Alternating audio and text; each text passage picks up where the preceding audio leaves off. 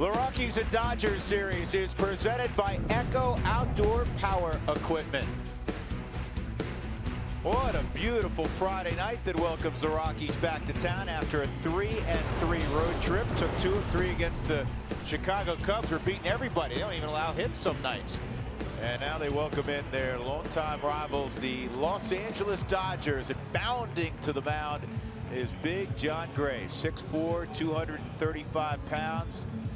And the Big Okie is all set to go, making his 2016 debut. Didn't throw enough innings last year, so he still has rookie status this year. And we know his arsenals, Billy. The first thing is fastball command for any pitcher, and he's got a big fastball. He's got a huge fastball that ranges 95 to 99 miles an hour. You want to see him being able to command it. He was working on a curveball in spring training. And guess what? He scrapped that after about 2 starts in spring training. Realized that, you know what? I have an excellent fastball, good slider, and a changeup. I'm going to use those three pitches because I can command those. And he will face a veteran lineup in the Dodgers. There's Chase Utley, the longtime Philadelphia Philly, came to the Dodgers last year. And he's off to a really good start. 302 average, and he's been on base better than 37% of the time. Here's the Southwest batting order for new skipper Dave Roberts. It'll be Corey Seager. He's also a rookie. 2 great rookie shortstops in this affair this weekend with Trevor Story and Corey Seager. Justin Turner, Adrian Gonzalez. Those 2 guys have always hurt the Rockies. Yasiel Puig will bat 5th. Yasmani Grandal is swinging it well since coming off the disabled list. Howie Kendrick's playing left field these days. And Jock Peterson batting 8th. He's got that big swing. And Scott Kazmir, the veteran lefty, will be on the hill tonight for the Dodgers. There's Dave Roberts, one of the really nicest, classiest people in baseball. He was that way when he played. He's been that way as a bench coach in San Diego, and now a well-deserved opportunity to manage. And Dave, I'm sure, will do a great job. Listen, there's few people in life you say, well, if you don't like this guy, then you know immediately there's something wrong with you. You know, the very first question I asked, I was asking about Dave Roberts, and I said, how's Yasiel Puig doing? That's a guy that's really been polarizing in that Dodgers dugout. He said, you know what? Very first day, Dave Roberts gave Puig all the love that he needed to feel, and Puig has shown him respect. He has played his tail off, and because of that, he's having a great season so far. So break the ice right away. Good job, Dave Roberts. So here we go on a glorious Friday night. Temperature reached the low 80s today, and the game time temperature is a perfect 72 degrees. Jon Gray against Chase Utley, 3 on the right side. The first pitch is in there. Strike 1 at 94 as that kind of cut over the inside corner. Boy, that's pretty good first pitch fastball right there.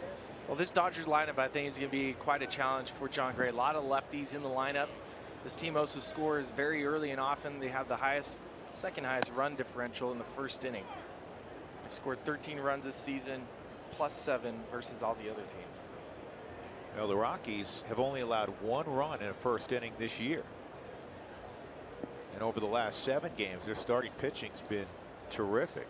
The only hiccup, obviously, was when Dela struggled. This pitch is hit to right center field, and it's going to be cut off by Parra for a moment.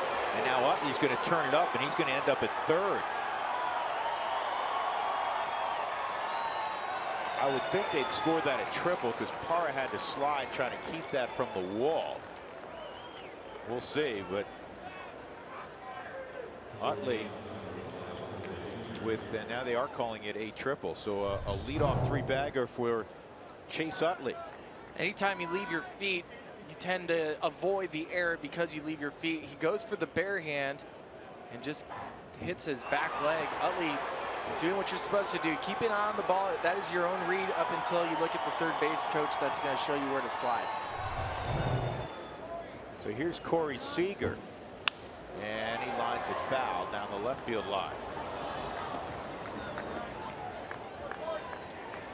Seager was up last year, made quite an impression. One of the top prospects, not only for the Dodgers, he's one of the top prospects in the game. Comes from a great baseball playing family. His older brother Kyle in Seattle's quite a hitter. And this ball's lifted to center field and deep. Parra thought he was underneath it. This leads the yard. Corey Seager with a 2-run home run. Not the start John Gray was looking for. Triple bomb, 2-0 Dodgers.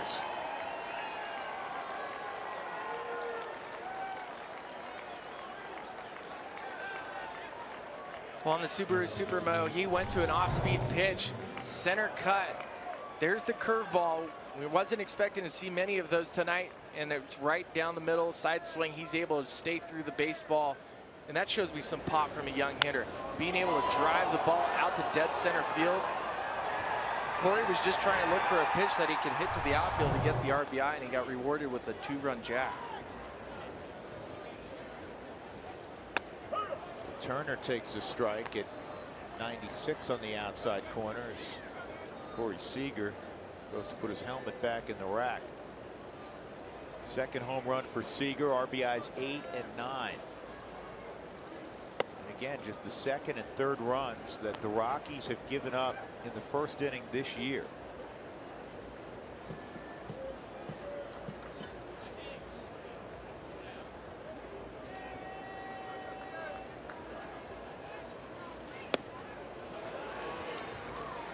Got that pass, Turner. That touched 97. 1-2 on Turner. Former star Cal State Fullerton. The team was loaded with future big leaguers. They won a College World Series there.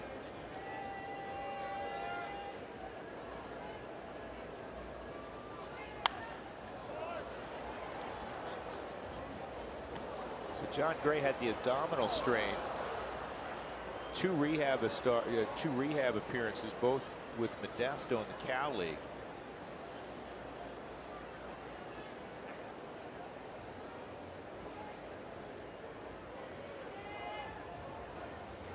One, two, and he went on the swing. So there's the first out. Let's take a look at the Rockies defensively this evening.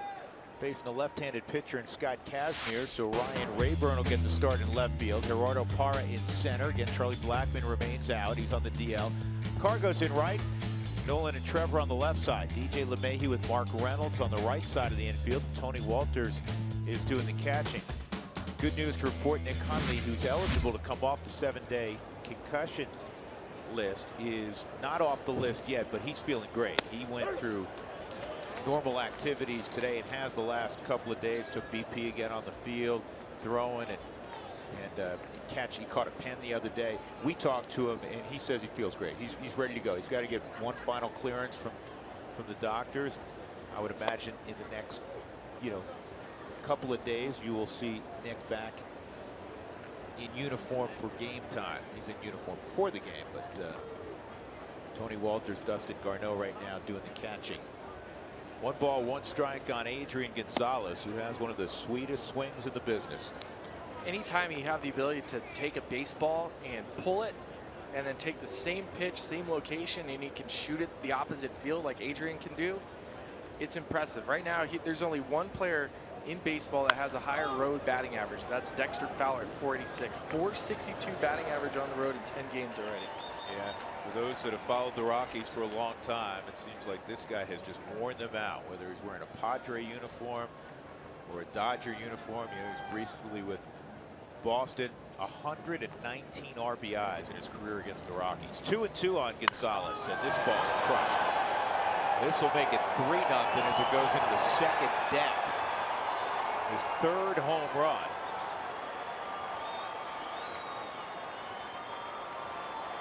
This is part of the process that a pitcher learns. There's a huge difference between pitching down below and pitching at this level. Center cut pitches get hit no matter how hard they come in. Came in at 97, left out about 115 miles an hour. Center cut fastball. Adrian Gonzalez, nice, easy 2-strike approach. Learned that swing just watching Tony Gwynn. Grew up in San Diego. That was his favorite player. The late Tony Gwynn was a great hitter to emulate.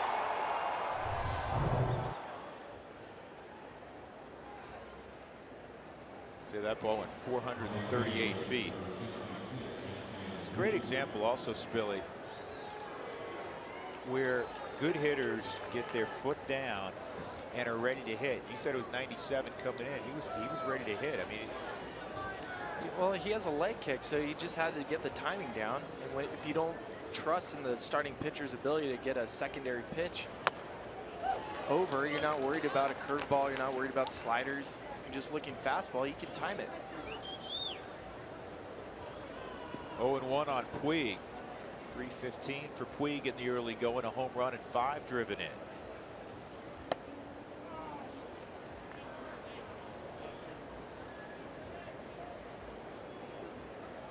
I call that the hacked off fastball. That was at 98. That was the angry fastball.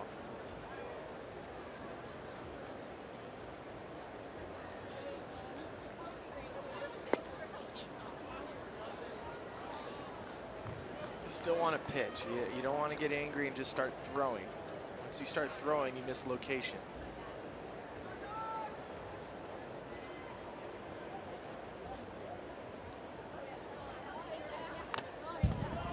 Well, it's a great example of, we do get caught up in the radar gun, and the radar gun will get you noticed. It'll get you drafted.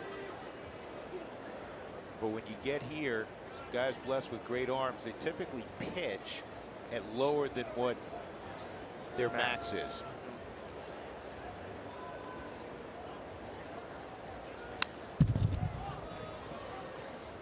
And you can see now Puig was tardy on the first swing. Now he's getting the timing. That home run for Adrian Gonzalez, the 293rd of his career, which ties another real good first baseman, former teammate of George Frazier on the '87 Minnesota Twins World Championship team, Ken Herbert. Puig strikes out. 2 gone.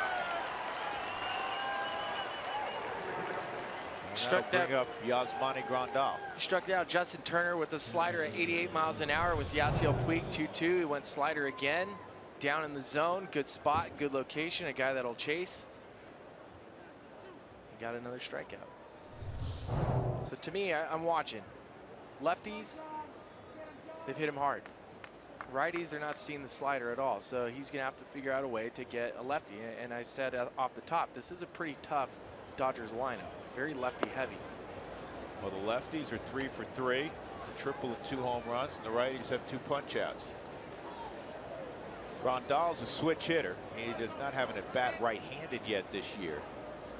He had a forearm strain that prevented him from playing the first week to 10 days. Now that he's come back, he's swinging it well at 438. Watching him take BP, and we've seen him take BP for a number of years now. Got a great swing. And that's to short. Story's over there. And John Gray will walk off, but a rough first frame for Gray as he gives up 2 long balls. Seager, a 2-run home run, solo shot Adrian Gonzalez, 3-0 Dodgers.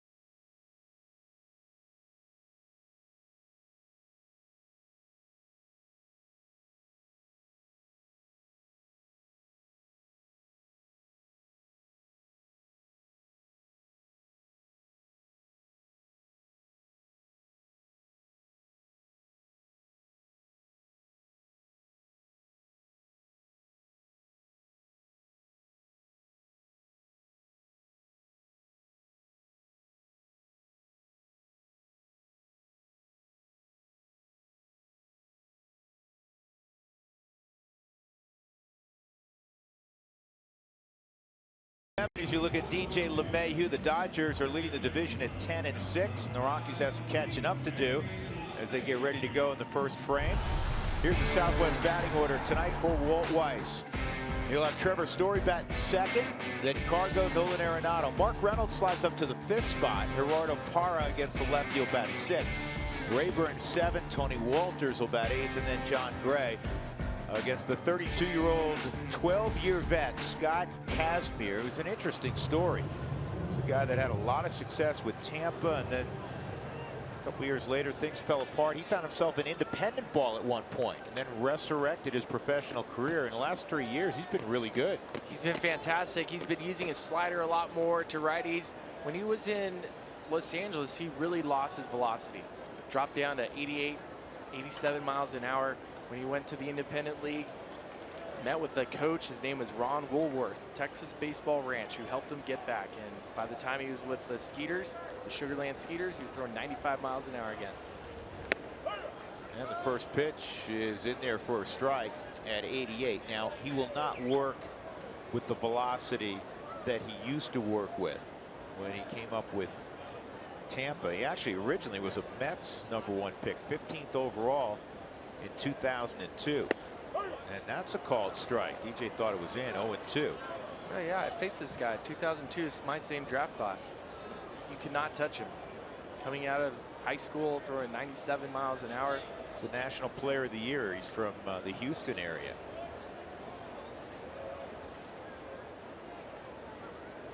Peterson swung over in right center field, and this is slowly hit the third. Turner comes and gets it, 1 out. Take a look at the Dodgers defensively. Got some kids and they got some veterans. Howie Kendrick, one of the savvy veterans, playing left field. More on that in a little bit. Jock Peterson's at center. Yasiel Puig naturally is in right. Turner at third. Corey Seager, big shortstop. He's about 6'4", 6'5". Chase Utley, the veteran, at second. Adrian Gonzalez at first base. And Yasmani Grandal is at first. Of course, Adrian Gonzalez, Grandal played together with the Padres. Trevor Story steps in, 8 home runs, leading the league along with Bryce Harper. Takes down low. Be interesting to watch both of these shortstops play against one another. Trevor Story and Corey Seager, really well thought of kids. This ball's hit well, but it'll go foul down the right field line.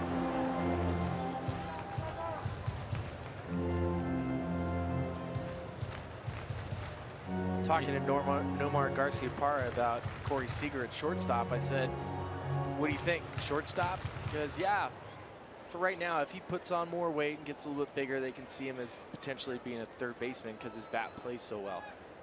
Big movements, he's gonna have to stay flexible. So we'll see. Trevor Story to me is bona fide. He's going to be a shortstop his entire career. Yeah, I would agree based on what we've been witnessing. His movements and his athleticism. 2 balls and a strike. 1 out. The Rockies down 3-0 in the bottom of the first. And that's a strike. Here's a quick comparison of the 2 youngsters so far. Seager got his 63rd at bat in the first inning. Obviously went deep. So now a couple home runs, 9 driven in. Trevor Story, 8 home runs, 14 driven in. Now the strikeouts have been an issue. When he puts it in play, he's generally getting extra bases. And I think, wouldn't you agree, as he learns the league, learns how to make adjustments, he will strike out some. That's okay. There's a lot of great players that strike out. Adrian Gonzalez strikes out. Most guys with the ball over the wall strike out some. But those will be mitigated to a certain degree. Once you start getting familiar with who the pitchers are, what they're trying to do to you, what are they pitching to you in certain counts, it all changes. You'll make the adjustment, then the league will make one back. Covers that fastball at 92 away. That had been a problematic pitch for him. Well, this year, right-handers are hitting 219 off Scott Kazmir, while left-handers are hitting 320. Yeah, and that goes back even to last year. Lefties hit better against Kazmir than righties did a year ago. I think it comes down to Kazmir has a very, very good slider.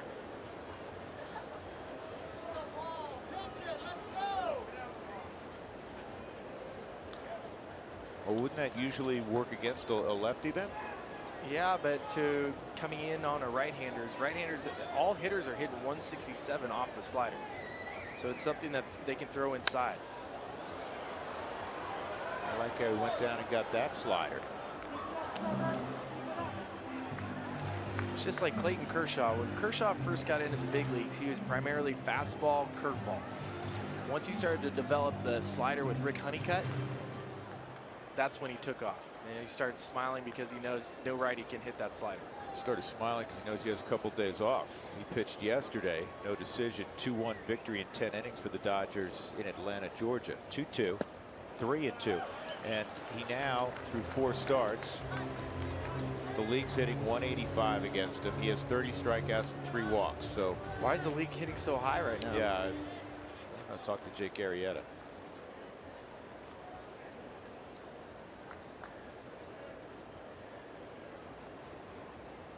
(3-2), and that's hooked toward the Dodger dugout. The Rockies have won 4 consecutive games at Coors Field against LA. Last year they won 5 of the 9 encounters at Coors Field. First and 19 between the 2 clubs this year. 10 will come in LA.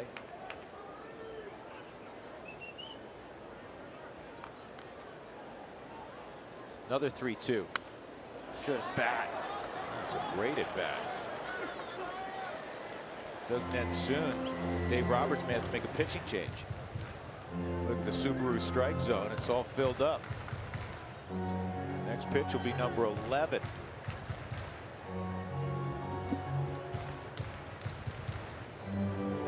With the 3-0 lead, you would expect that Kazmir would throw a fastball in the 3-2 count based on Trevor Story being the number 2 hole hitter. But they've gone soft to him consistently. All 3-2 pitches have all been off-speed pitches.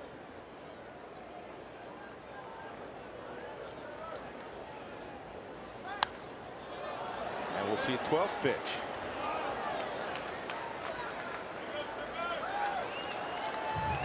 That's probably the best pitch to the at bat. And that's what going soft over and over does. It takes you off of the fastball.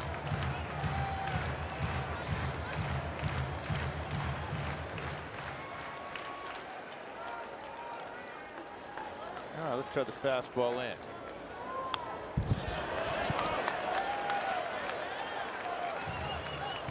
What goes through your mind? You've had at bats like this where you say, wow, man, I keep fouling the ball off. What is going through your head?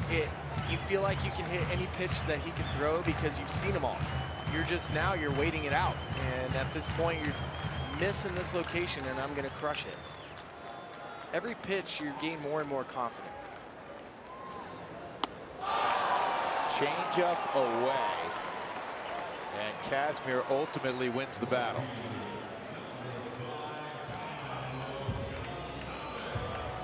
Here comes Carlos Gonzalez, and it takes us to our Mako big hit.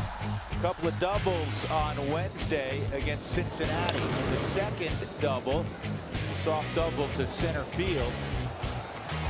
The 1,000th career hit of Cargo's marvelous career thus far. Quite a milestone. Congrats to Cargo. 0 for 5 lifetime against Kazmir. And this is slowly hit to Turner, and he gets it over in time, and it's a 1-2-3 first inning for Scott Kazmir. Dodgers lead it 3-0.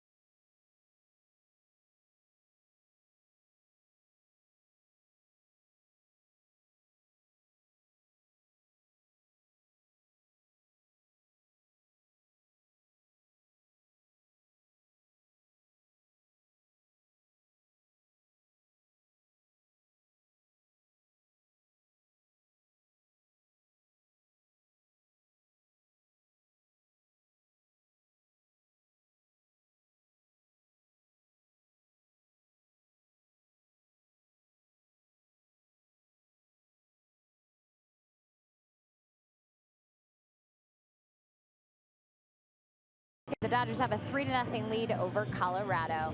Well, it's a Fan Friday, and I'm sitting out the Fan Friday set. Jenny Kavnar with you. You know, every single week in baseball, there are surprises, special moments, and silly antics. And we will catch you up on Fridays on what's been trending around baseball this week in social media. We also want you to join the conversation, so don't forget to tweet us your comments and thoughts using the hashtag Fan Friday. Let's start here. A very special moment last night in baseball. Jake Arrieta, sure he has a Cy Young, sure he has a no-hitter, but in early April he adds another no-hitter as the Chicago Cubs beat the Cincinnati Reds 6-0. We will get the comments from around Major League Baseball in just a minute, but Drew and Spilly, you know those moments, you get the alert on your phone, it says no-hitter going into the 7th, you can't help but watch. Oh, it was my off day, I didn't watch that. I watched the last 2 innings. The run he's on, we've never seen before in the game. And you just look at the numbers, and it tells the whole story. I mean, Jake Arrieta unhittable a couple of times in the last 6 months calendar-wise of baseball, but a sub-1 ERA. Look at his record, 19-1 over his last 22 starts. The team, the Cubs, 21-1, an 0.89 ERA, the WHIP 0.71. 2 no-hitters. Oh, by the way, he's slugging twice as high as the opposition is against him. And here's something else. You say, oh man, who beat him? Cole Hamels beat him. How did he beat him? He threw a no-hitter against him. That's the only way you can beat Jake Arrieta these days, evidently. We saw him last week, and after that game, we were talking, how is anybody going to get a hit off him? It's been 49 straight innings at Wrigley Field, and he hasn't given up a run. Every stat that came down the pike last night on Twitter, there's another strike on Jock Peterson. It's 1-1. I just retweeted because I was blown away. Last 16 starts, he's 15-0 with an 0.53. The opposition's hitting 139 against him. Peterson hits it in the air to left. Rayburn near the line makes the catch. 2 outs. Let's visit again with Jenny Kavnar. Jenny? Yeah, you're talking about these incredible stats on Twitter, but how about the reaction on Twitter? We'll start with his catcher. David Ross tweeting this after the game. Thanks for all the great messages. What a great night to be a part of. Now back to work. Hashtag bucket list. Then the Dodgers say, hey, Reds, Arrieta no-hitter support group. They meet on Mondays. That's because the Dodgers were no-hit last year. And then the Reds responding, yeah, at Dodgers, we'll bring the Budweiser. So pretty fun going back and forth. Jenny, I love that you put the one in the middle up. I thought that was the most hysterical one of all. That the Dodgers feeling for the Reds. Right. We know exactly we where know how he's you been. feel. Yeah. That was awesome. 2 strikes on Scott Kazmir. Well, I text Dexter after we faced Arrieta, and I said, how does anybody get a hit off him? He goes, Spilly, that day against the Rockies, he wasn't even on. Really? 8 innings? Complete, almost not even giving up a run, and he wasn't on? Well, when he no-hit the Dodgers last year, a lot of people said, well, that was a more impressive performance. But at the end of the night, if you don't have any hits, the other guy was still pretty good, wasn't he?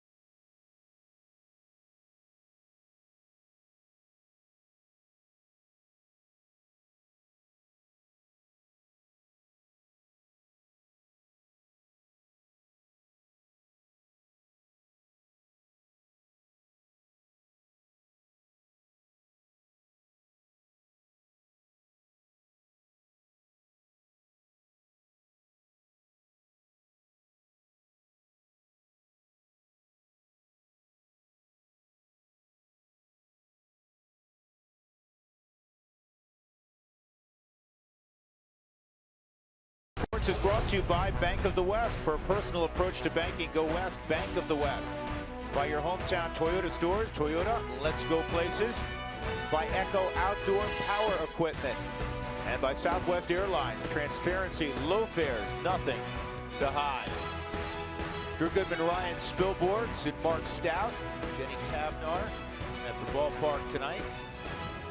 This is Chad Bettis talking to John Gray. The Rockies made a couple of moves prior to the start of the ball game. One, they had to activate John Gray, so there had to be a complimentary move. And Miguel Castro, who has inflammation in his shoulder, was placed on the 15-day disabled list. Also, Carlos Estevez was called up from Albuquerque, as was Gonzalez Germain.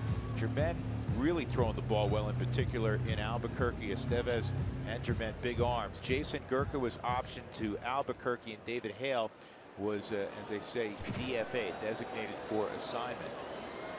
So the Rockies have two new power arms on the right side in the bullpen. Nolan Arenado in the bottom of the second inning against Scott Kazmir, and he fires at the first pitch and fouls it off. You are looking at the toughest man in the National League to strike out, which you don't ordinarily say about a guy who hits home runs with the regularity that he does. I think some of those ratios are insane. 16.3 at bats per strikeout, and then you look at 3.8 at bats per RBI and 10 at bats per homer. All these numbers aren't typical for an RBI home run machine that Nolan has become. Look at all the other names on that list. Denard Span's been around a long time. He may run into an occasional home run. Panic's going to hit a few home runs. Prado will hit a few home runs, but they're not power hitters. Nolan Arenado, as everybody knows, tied for the National League lead with 42 home runs last year. 3 balls and a strike. The other thing that's hard to do against Nolan is walk him. That's part of his game, and I'm fine with that. Sure. I think in the past you look at WAR numbers, and WAR has always been attached with on-base percentage, so his WAR numbers would never compute as high as other people. But this is arguably the top 3 best position player in baseball. And I can argue it because of how well he plays both sides of the baseball. And I think people inside the game wouldn't be opposed to that statement at all. Especially when you visit with folks that see him a lot, his brethren in the National League West.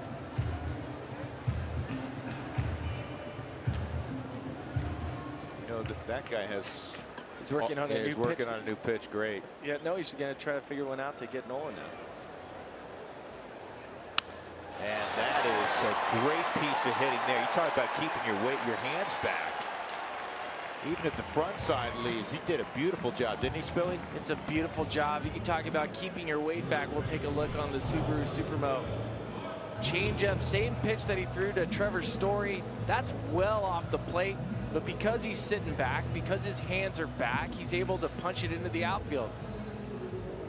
His body's moving, but his hands stay back. That's what's important. It keeps it back in the zone. And sometimes it's not how hard you hit it, it's where you hit it. So the Rockies have their first base runner. Nobody out as the Rockies hit here in the second, trailing 3-0. Mark Reynolds at the plate. Swung on and missed. You know, Mark's been around a long time. Now, I was kind of surprised when I looked up, he's never faced Kazmir. Really? No. In fact, the only guys who faced Kazmir are Ryan Rayburn and Cargo. Brandon Barnes also has faced Kazmir, but of the guys in the starting lineup. Mark was 4 for 13 on the road trip, including his first Rockies home run. That tightened things up on Tuesday night. It was 4-1 in the 9th inning. Reynolds hit a 2-run home run to make it 4-3 against J.J. Hoover. Unfortunately, the Rockies couldn't get the equalizer.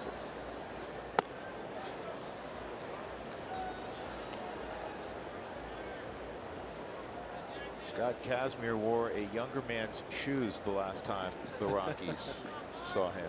8 years, 10 months, 6 days. It's not too long ago. As our producer Tavis Strand points out, the last time the Rockies saw them, he pitched for the Devil Rays. They're no longer the Devil Rays, just the Rays. I was on that team at that time. It was probably my last day in the big league. Not quite. It feels like it. Not quite. 2-1. And that's a strike. Home plate umpire is Paul Emmel. Scott Barry's at first. Trip Gibson is at second. And at third base is the crew chief, Hunter Wendelstedt.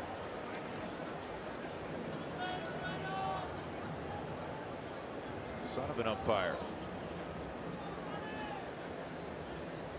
Harry. 3-2. People always wonder, 3-2, do you put the guy in motion? For me, with Mark Reynolds, especially with a 3-0 deficit, I wouldn't, because Mark does swing and miss quite a bit. And Nolan's not the fastest base runner in the world either. No, that would be potentially walking into a strike him out, throw him out. Not going, and it's bounced foul. It's still early in the game. You have Kazmir's a left-handed pitcher. Typically, a base runner is going to go first movement. If you go first movement and Kazmir is a reader, meaning once he lifts his leg, he's able to pick to first if he sees the runner going. It's just a bad play all around. Well, the Rockies are leading tonight in baseball through the first 2 innings in foul balls. We had Dougie check, and he checked all the other ballparks, and the Rockies have the most foul balls tonight.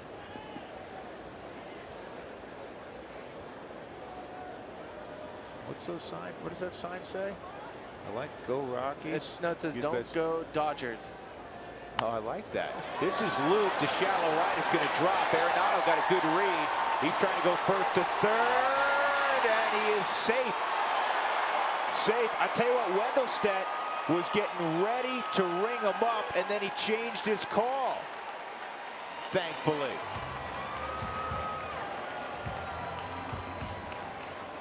Puig came flying in. He made an accurate throw. This play is amazing all the way around. Subaru Super Mode shows fastball up. Not a foul ball, but off the label, and he's able to punch it into right field. Pay attention to Yasiel Puig. He's going to grab the ball and never set his feet. He's just going to pick it up and throw it, just like an infielder. That's an impressive throw from off your front foot to be able to get that much accuracy and arm strength on it to get it close to getting Nolan at third. He's safe. He is safe. That's a great call by Hunter Wendelstedt. And you could see with his actions, Hunter Wendelstedt, because the ball kind of beats him, he's getting ready to throw. Look at that. You can see he's getting ready to throw the right hand. Safe. High throw. He's not able to get it right on the bag. If he does, he's out. Here's what I'm talking about. Never sets his feet. But he has so much arm strength, he's able to put it pretty close to on the money. And honestly, from a fundamental standpoint, you had a really good arm in the outfield. I don't mind that, because if he does do a conventional crow hop, then he's not going to have a chance. No chance in the world. Here's Parra. Rockies runners on the corners with nobody out, and Parra lines this one deep but foul. There's times when you're in the outfield, you have time to set your feet. And when you set them, you're allowed to get your body through the baseball. And on the Subaru Supermo, right off his left foot, that's how he's getting his arm action. And that's why it pulls him off, so he doesn't make a great accurate throw. But the arm strength is incredible. Yeah, that's 250 feet in the air, it feels like, off the wrong foot. That's what I was just thinking. That's amazing. That's amazing. Just kind of flipped it to him. 1-1 on Gerardo Parra.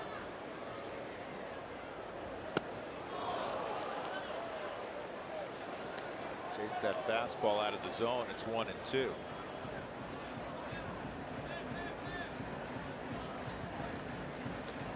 Ryan Rayburn is on deck.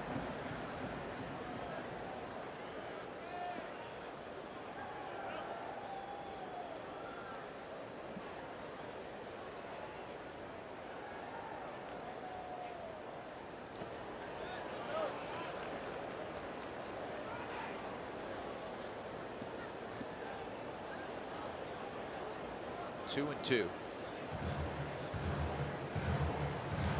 Kazmir last year pitched for two different clubs, pitched for Houston and Oakland. Went to Houston down the stretch. 2-6 in Houston. He had a .238 ERA with Oakland. And this is lobbed into shallow left. The catch is made. And Kendrick's throw is a good one, and Nolan stopped after coming down the line about 25 feet. So Parra couldn't get it deep enough, and the converted second baseman made a good throw to the cutoff man, Justin Turner. Now there's one out. Fans of the Rockies score 7 or more runs. Go to participating Colorado Taco Bell locations the following day. Do it between 4 and 6 to receive your Rockies taco special. Live Mas at Taco Bell.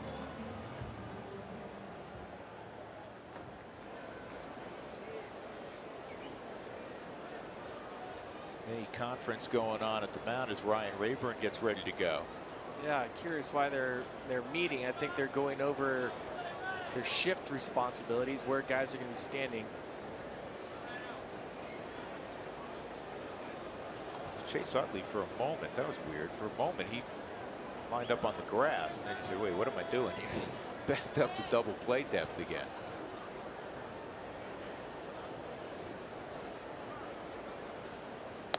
High on Rayburn, again, who has the most experience facing Kazmir. 18 at bats, 3 hits.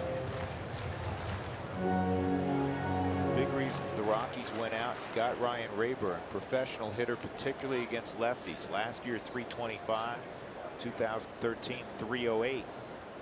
This year, he's 2 for 5 against southpaws. 1-0, 2-0. The number I liked was the over 1,000 OPS against left-handers, and this year 1,333. Drew, it's only 5 at bats. Good number though.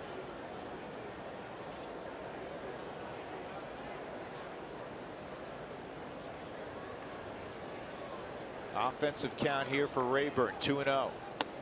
And it's 3-0. Walters is on deck. And Kazmir, this is a guy with some miles on him. He looks, he's got a young kid on deck who's left-handed, and then he's got a pitcher. And he's probably saying, even if I load him up, it may not be the worst thing in the world. Not the worst case scenario. And Rayburn, of all guys, he can run into a 3-run homer and tie it up pretty quick. The way he looked at that pitch, I think he had the green light there, which you would expect. You can tell sometimes, but obviously, Spill, you see it all the time as they approach a 3-0 pitch. You can tell when a guy's taking the pitch off. Sure, on a 3-0 count, he was looking for middle in, just didn't get it.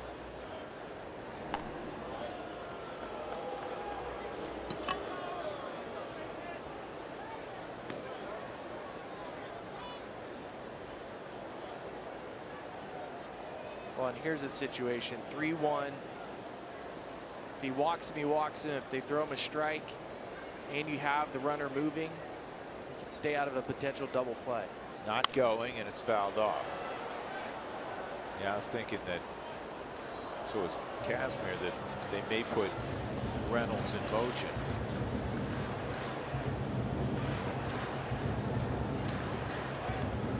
You know, first and third, nobody out. At the minimum, you want to come away with 1. This is a big sequence here. 3-2 on Rayburn. Nolan a leadoff single, then Mark Reynolds a soft single to put runners at first and third. Parra's fly ball to left, not deep enough to get a run home.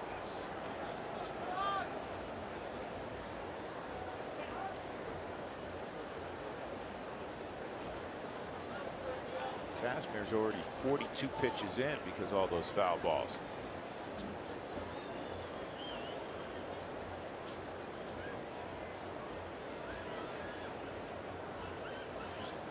Not going. Inside. Good eye from Ryan Rayburn. So now the bases are loaded with a 23-year-old rookie, Tony Walters.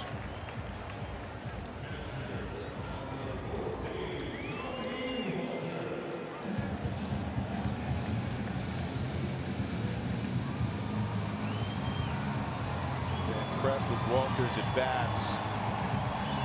Seen a lot of them this week in the absence of Nick Hundley.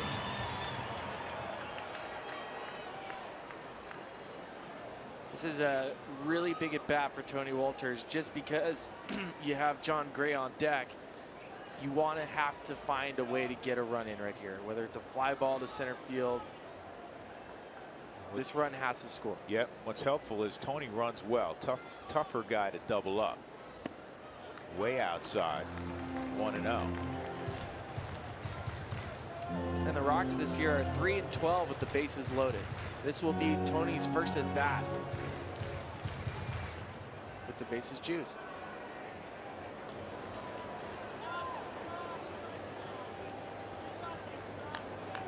Rockies down 3-0. John Gray gave up a couple home runs in the first frame. Good swing.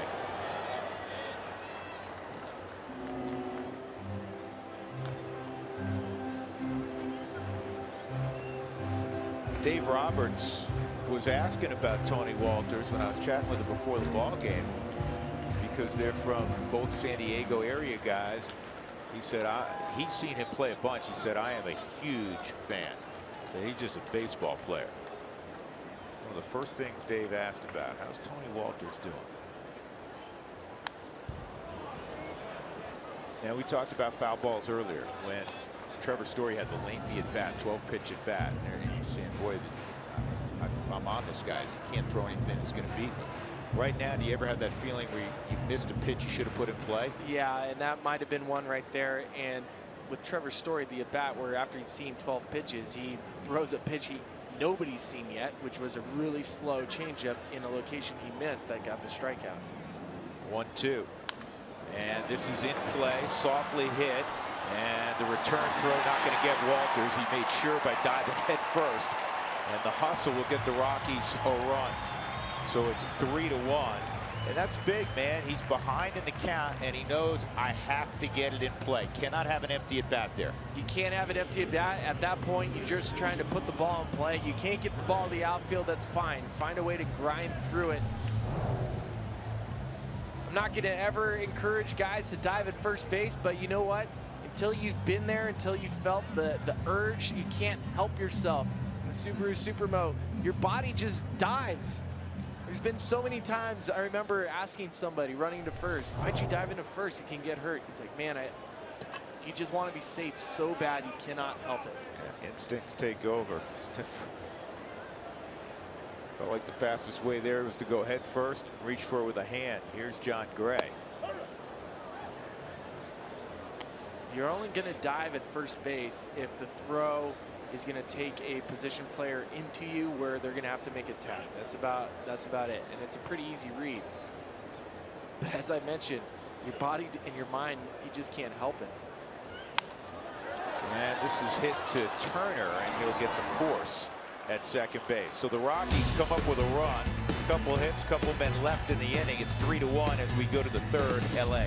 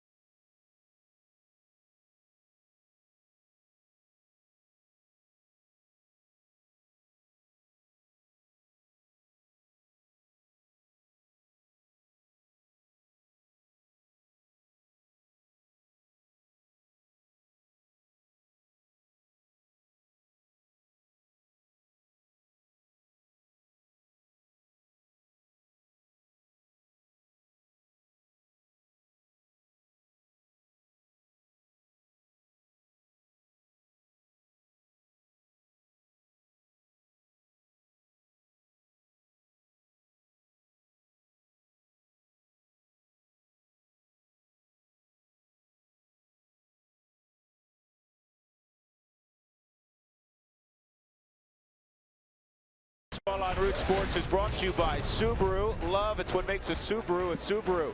By Wells Fargo, customers get your 2-for-1 Rockies club level tickets by visiting wellsfargo.com/Rockies.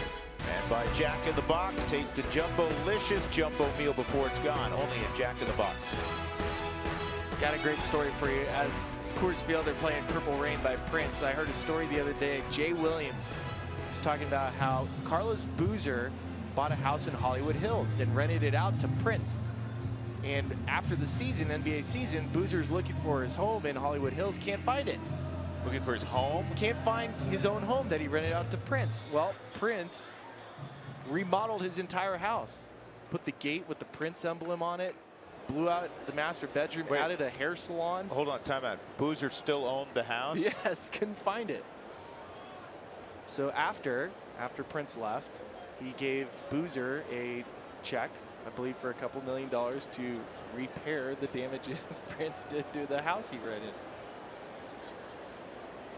Wow. That's an interesting story. Rest in peace. Prince, just tragic news yesterday at 57. And, you know, some of us got the memo. Purple for the Rockies, purple for Prince today. Jeff Houston. My tie's kind of purple rainy-ish. You'll talk me into it before the night's over. 1 ball, 1 strike. EY's perspective on Chase Utley, who led the game off with a triple to right center field. That was followed up by Corey Seager hitting a curveball over the center field fence. 2 hitters later, Adrian Gonzalez hit one in the second deck in right. John Graves has got to tell himself he had a 1-2-3 second inning. We've said this so many times watching guys pitch at Coors Field and you playing behind guys. You can have a rough inning and still have a really good night and shake hands at the end of the evening. Just move on. Move on. We've seen guys give up 6 runs and then find a way to get through 6 innings and get a win. Slider was in the dirt, 2-2. I'm gonna pay close attention to how John Gray attacks the lefties second time through. Well, the good news is he's throwing a lot of strikes. A 3-1 margin, better than 3-1 margin. 2-2. 3-2 on Utley. Always found his swing fascinating because get the practice swing there. He often will cut off his swing once he is through the baseball. 3-2 on Utley. And that ball's hit hard. It stays up. And the catch made.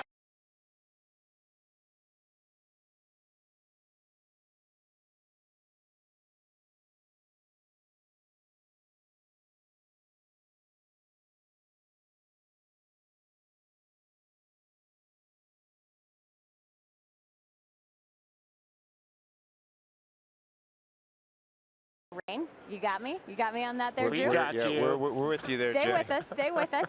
But what's cool about this is I think that it transcends music. It has to do with players that grew up in that same era and listened to those songs. In fact, coming up on Fan Friday, we'll show you how some people have changed their walk-up songs, but we want to know what the fans are doing for Prince out there. Hashtag us Fan Friday. You can tweet us at RootSports_RM. We'll share some of your comments coming up. Jenny, did you see that A-Rod yesterday, last night, 4 different plate appearances for A-Rod, 4 different Prince songs? Pretty cool. Yep. 2-0 on Seager. And he throws a changeup, 3-0.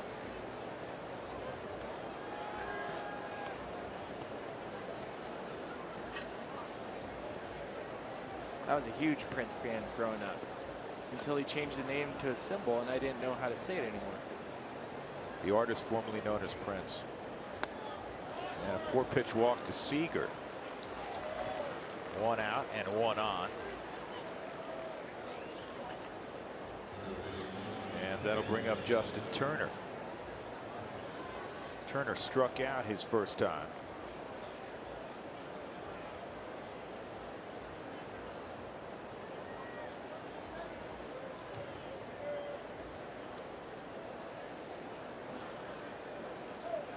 Baltimore Orioles, like so many teams and individuals, honoring Prince.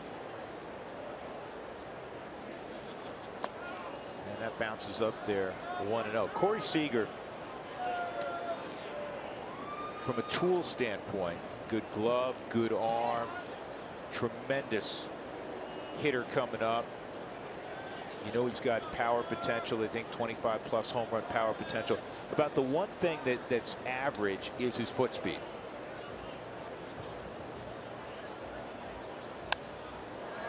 And that's fouled off out of play.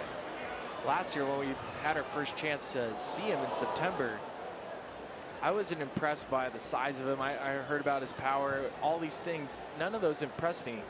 What impressed me was how quality of an approach he had, the amount of pitches he would take. He wouldn't swing at many pitches outside the zone. And for a young hitter to stay in your lane, to wait out a pitch, that is what truly impressed me. Here's the 1-1. Oh, I was talking to Justin Turner. He shares the left side. They're close neighbors. And talking to him about Seager today, and he said he gets it. And you know, Spilly, from first being a rookie, where it's seen and not heard, to being the veteran player and having rookies come up, and there's a way that you comport yourself and handle yourself, and this kid completely gets it. Really mature, and despite all of the attention, because this is a big time prospect, and he's in Los Angeles, and they've been crying for him for a while. Jimmy Rollins was, you know, later on in years struggling a little bit. This kid was as humble as can be, and that really makes an impression on the older teammates, doesn't it? It really does. And you know what, for the rest of that's a pretty close play at first. Good snap throw by John Gray. The rest of baseball, you should be proud about the shortstops coming up. We'll take a quick look. Tag up on his elbow, just barely makes it in. 6'4" body frame. That shows some athletic ability by John Gray. That's a good quick feat. But think of Francisco Lindor, Carlos Correa, Trevor Story. Another try at first. Great young shortstops who play the game right and are carrying themselves in the right way. There's some really good young talent playing baseball right now. 2-1 on Turner.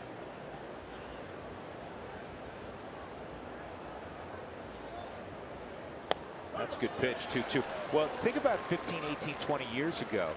You had Nomar Garciaparra, our neighbor next door. Nomar now on the broadcasting side for the Dodgers. And there's Oral Hershiser. He could throw the ball a little bit. Jeter. You had Jeter. You had Miguel Tejada, A-Rod.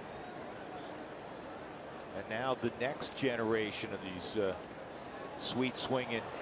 Throw to first. First base, great throw, Tony Walters. First it was the block, keeping it in around him, and then a perfect throw to Mark Reynolds. Dave Roberts is waiting to find out if it's going to challenge with the replay, but Tony Walters, slider in the dirt. He gets right down real quick, and he is so athletic, he's able to jump on it. Seager is doing what you're supposed to do. See the ball down, shuffle your feet. You have to trust your instincts, and Tony so quick to get the ball in the quick release. Yeah, he got nice. It. Great tag by Reynolds. 3-2 with 2 outs, nobody on.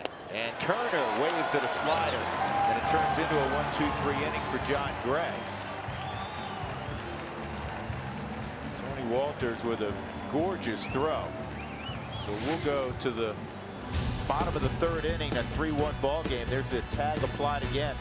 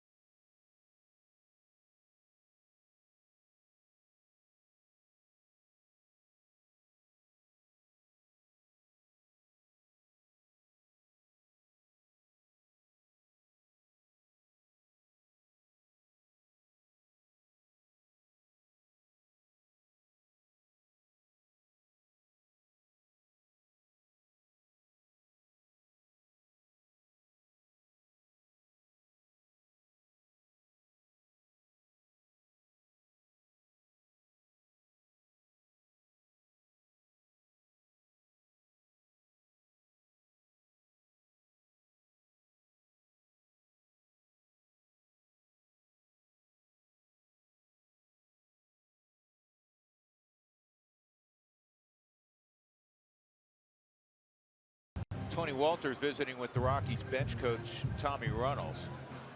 This guy just does something impressive every single night. Here's our Office Liquidators series storylines.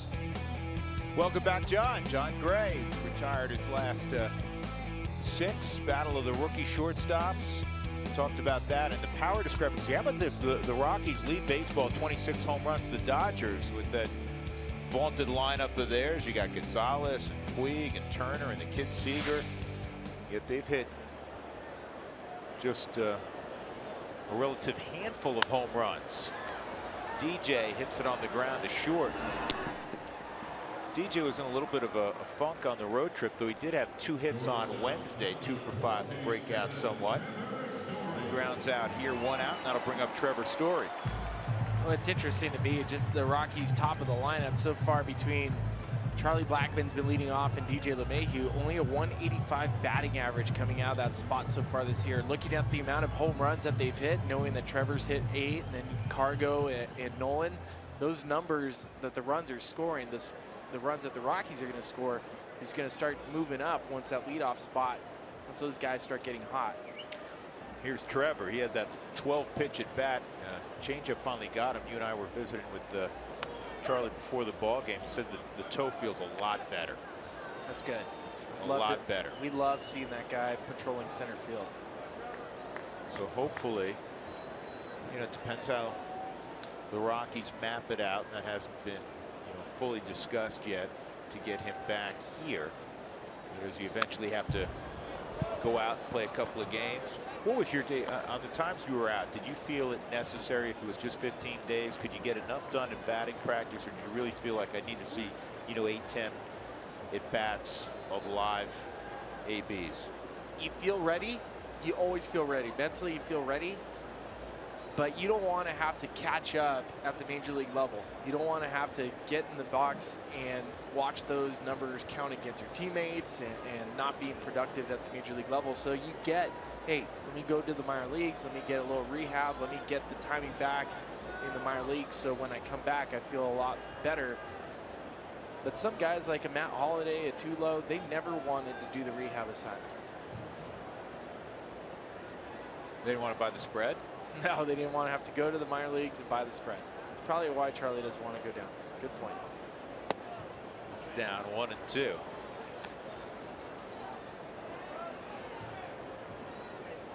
That is a tradition for major league players when they go on a rehab assignment to the minor leagues. The major league player will buy the minor league team a nice meal after the game.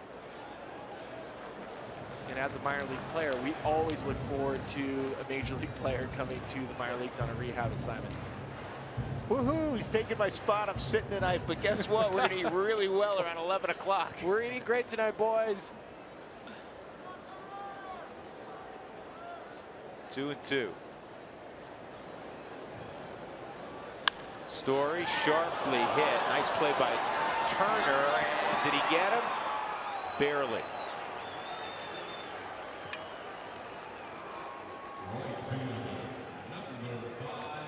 Trevor hits this ball hard right into Justin Turner to the left of him. Turner, good quick first step. He's able to spin, throw, set his feet. Barely get Trevor Story on the Subaru Supermo. Adrian is one of the best. He's able to use that bag to get a great angle to be able to catch the ball. He is one of the best. He is a tremendous two-way player. Sometimes his defense gets overshadowed by his tremendous bat.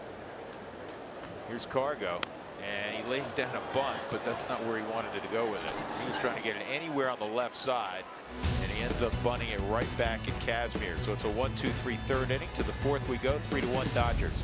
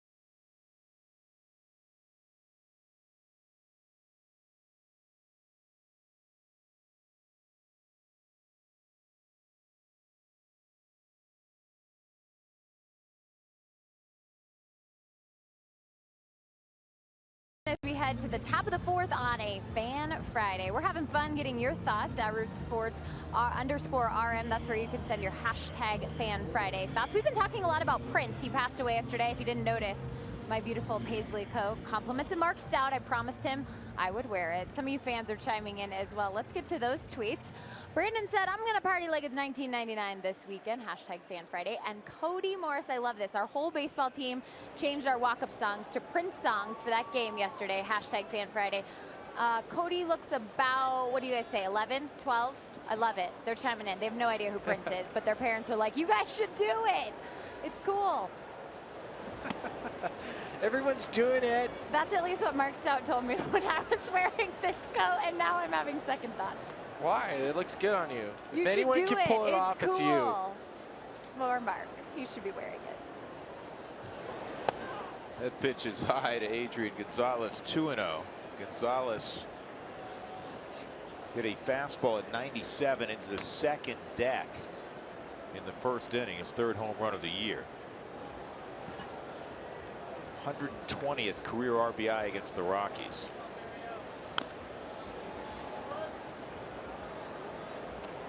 Look at this list of all-time ribbies against Colorado pitching. Barry Bonds, unsurprisingly, on top. Gonzo is second. Luis Gonzalez, then Matt Kemp, Jeff Kent. You think about how many great players.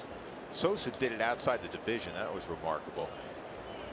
Look how many great players have played in the NL West the last 20+ years. I've always, I mean, haven't been a player in the NL West. You'd have to argue with people from back east, realizing how good the NL West was. And when the Giants go and validate the NL West by winning 3 of the last 5 World Series, you kind of go, hi, I told you.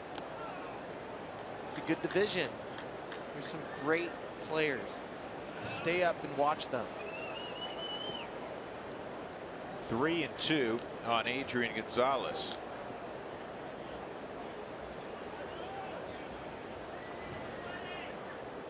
Good pitch on the outside corner.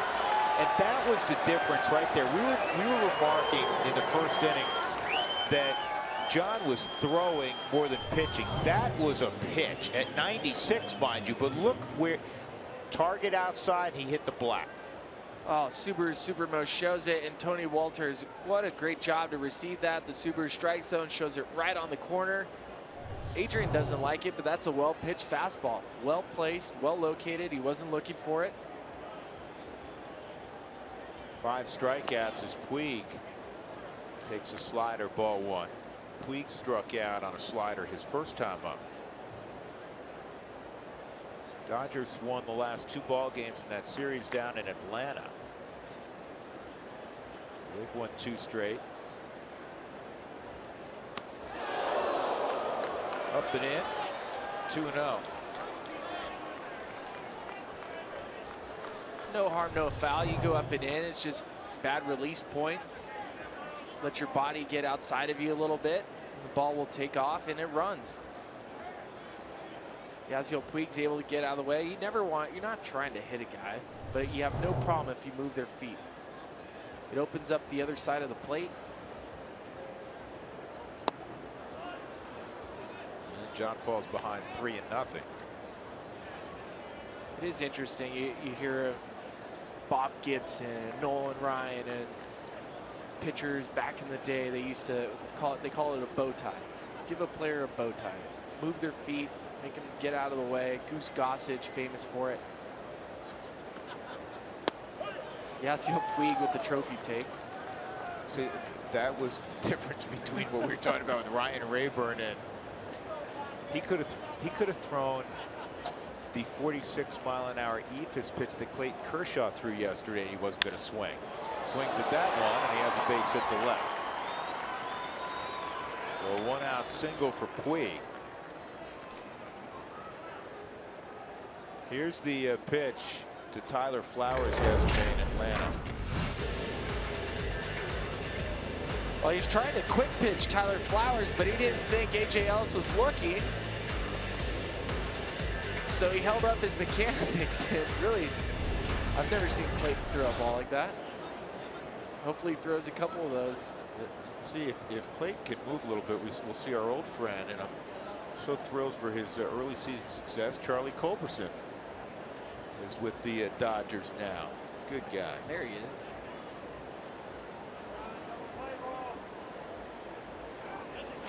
And another close play at first. Mark Reynolds now is looking at the Rockies dugout saying that one you got to check out. Scott Barry called him safe. Brian Jones and his team inside looking at all the angles. Reynolds has been impressive at first base. He's made a lot of athletic plays, quick tag. He might be right. If Lombard would move his leg, we'd get a better view. And you can see on the Subaru Supermo, Reynolds with a very quick tag, but as Yasiel Puig is taught, you try to reach for the backside of the bag because it makes it a tougher angle for the first baseman to tag you. The Rockies won't challenge. Puig shortens up by about a full step. And now Tony Walters. Puig saying, what did I do, man? There was one up and in, and now they tried to pick me off conventionally, and then the snap throw from Tony Walters. And you're basically giving Yasiel Puig the green light now. Okay, you're going to pick off over here. Fine, I'm going to try to steal second. 1-0 on Grandal.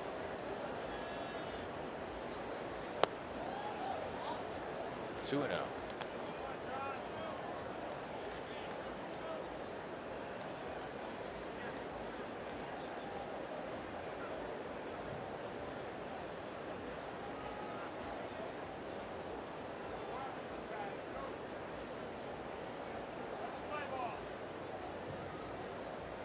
Top of the fourth inning, 3-1 LA. It's 3-0. It's second time in the last 2 innings we've seen John Gray fall behind a hitter 3-0. He did it last inning with Seager and walked him. 3-0 surprisingly was one of a lot of my friends' favorite counts to steal on. There goes Puig, and here's the throw. Not going to get him into center field. Puig's going to get the third. So it'll be a stolen base, just as you called it, on a 3-0 pitch, and then an error on Walters. And because of that, Puig is at third base. Reasoning behind stealing 3-0, pitchers are typically very deliberate to home plate. You can see John Gray had the high leg kick. Tony Walters, knowing he didn't have much time, real quick catch and release. Wasn't able to get his full throw on the money. And on the Subaru Supermo. It would have been close. Third stolen base for Puig. 3-1, infield in. 3-2. John Gray, who has struck out 5, will be hunting the strikeout right here.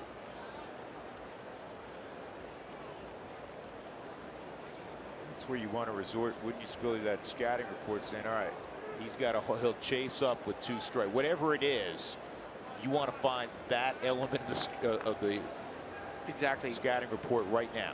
High fastball, see if you can get him to chase something out of the zone. 3-2, and he got it with a beautiful slider. May have been his best slider of the game. No doubt. 2 outs. 6 strikeouts, and that's why, you know, for years the Rockies, as you look at the Subaru Supermo.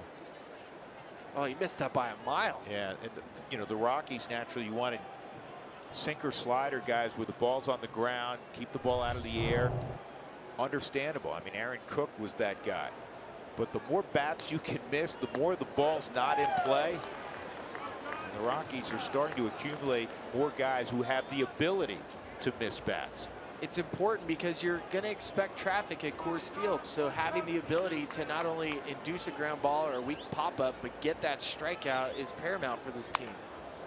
Tardy swing after that good slider. So now it's 0-2 on Kendrick. What impressed me the most about the at-bat to Grandal, he had him 3-0. 3-0, came back, threw the pitch, stolen base. There he is, standing at third base. 3-1 count. 3-1 with him at third. Exactly. Yeah. Being able to get that punch out. Now he's got to finish Kendrick.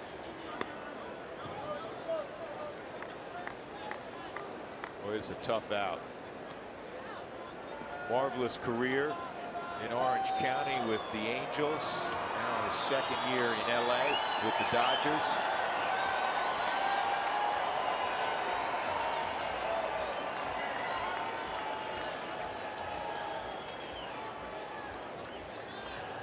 Got him to chase a slider. Well done. What a job of pitching by John Gray. He grew up a little bit right there in that inning. 7 strikeouts. He ultimately strikes out the side. Puig is left in third. And we'll go to the bottom of the 4th in a 3-1 ball game.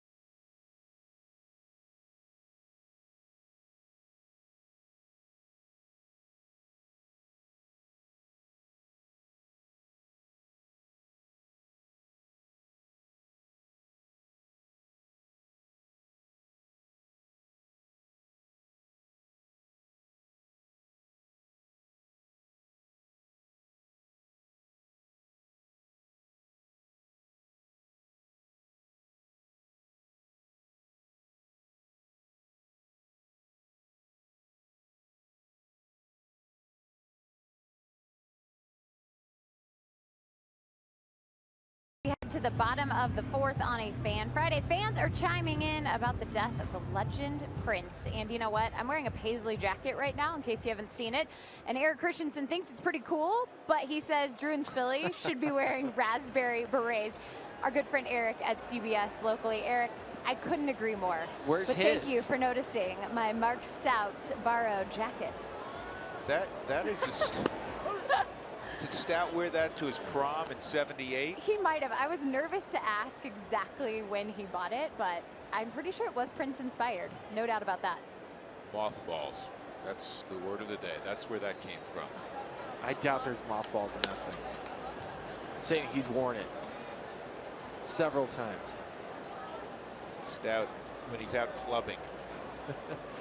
And we're not wearing a raspberry beret. No, that wasn't happening. 1-1 on Nolan leading off here in the 4th. And this ball driven high and deep left field. Take a good look. You won't see it for long. Almost to the concourse, and it's a 1-run game.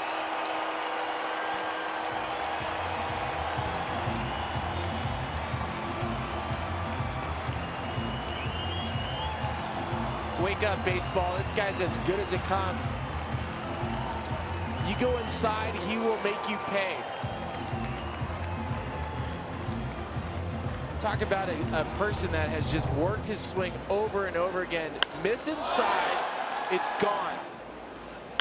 42 homers last year. The homers this year. It's incredible. I have not seen a player constantly get a pitch in his location. He doesn't miss it. He doesn't miss it. He does not miss it. That thing cut to the inner corner, Gone. and he blasted it. Kazmier's trying to work him away on the Subaru Supermo, and that ball runs all the way inside to the green zone. Oh, the way it just sounds off the bat. That thing was mashed. 435 feet. 7 home runs now for Nolan. 1 behind Trevor Story, who leads the league along with Bryce Harper with 8. league leading, major league leading 27th home run for the Rockies this year. 1-2 on Reynolds, who singled his first time. Good eye from Mark. 2-2. He's hit some home runs. Neil Walker in his new stadium, his new digs. Neil Walker with the Mets after really good years with the Pirates. His hometown, Pittsburgh. He's got 6 home runs. 3-2 ball game now. 3 runs, 4 hits for the Dodgers. 2 runs, 3 hits for the Rockies.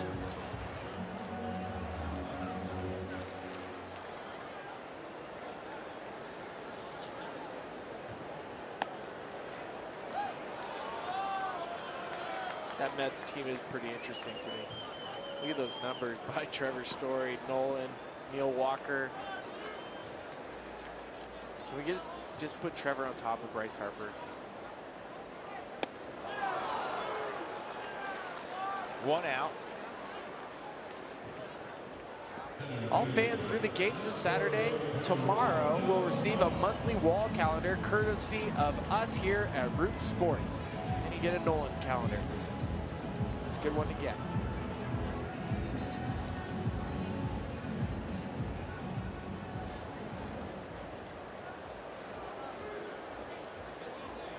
Gerardo Parra, fly ball to left field.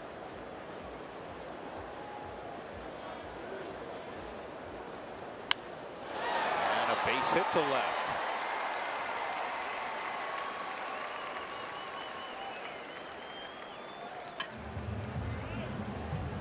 So the Rockies have the tying run on. Guy with some speed. Parra's got 3 stolen bases. And you have Ryan Rayburn, who walked, coming to the plate.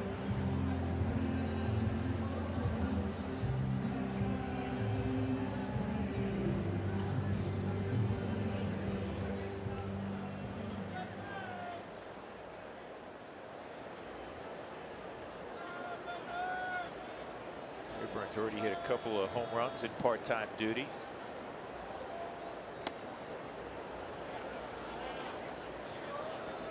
Rayburn's been a great character so far. His locker is right next to Mark Reynolds, and Reynolds got these brand new custom-made golf clubs. And I asked Rayburn, I was like, "You like golf?" He goes, "No. I like deer, hunting." So you see these guys, it's a foul ball. You see these guys talking about 2 polar opposites. One guy would love to see, it was like when Brad Hopp would get bows in the locker room and be showing Aaron Cook this brand new bow. Wow, cool. None of us thought it was cool, but all the countrymen did. And Mark has these brand new golf clubs, and all the golfers are like, "Wow, cool." Rayburn, you like that? He's like, "No." Mike DeJean was walking through the clubhouse one day, and he had, I don't know, Field and Stream, some hunting magazine. And he stopped to chat, and there was this buck that he was looking at. And I know nothing about hunting, but it was like a 12-point buck. And he said, "I'd give my left pinky to shoot that thing right now." What? That was my reaction. Mike, I don't get it.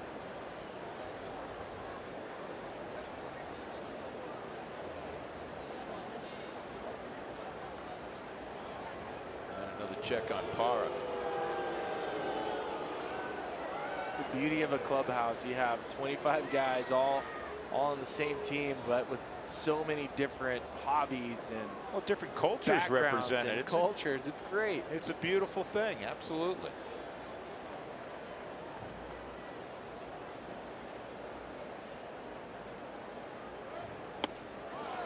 Swung on and missed. 1-2.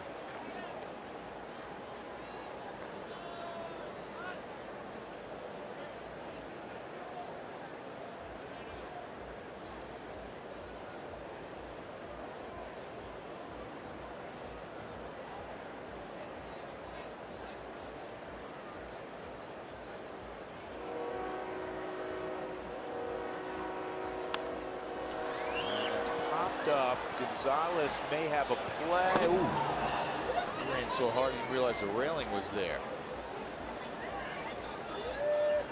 Bo had a good chance of making a play. He swatted it back in play with his tennis racket.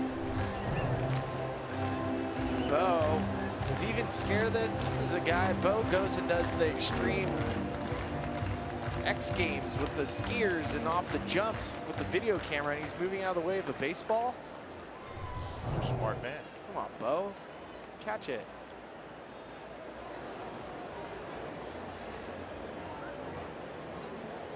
This ball's hammered deep left. Get up, get out, gone. Home run. Rockies take the lead. Ryan Rayburn with a 2-run shot.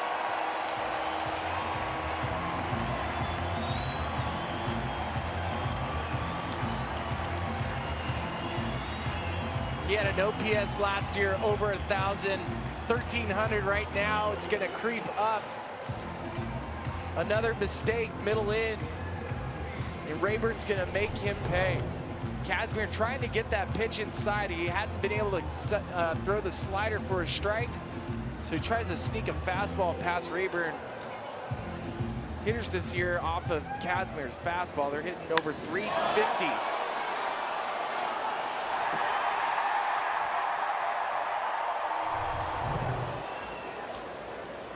Well, that was loud and proud, wasn't it? That was a beautiful thing. You pull your hands in nice and tight.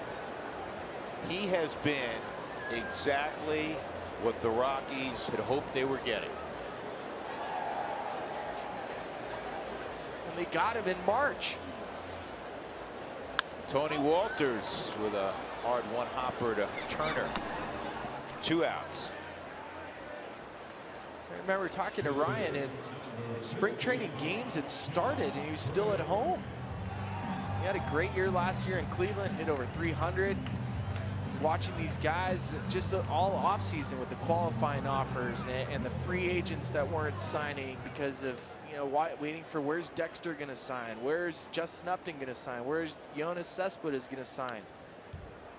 Pushed all these major leaguers back, and then you start seeing minor league signs for players that were major league talent. Ryan Rayburn is a major league player that signed a minor league deal in March with the Rockies.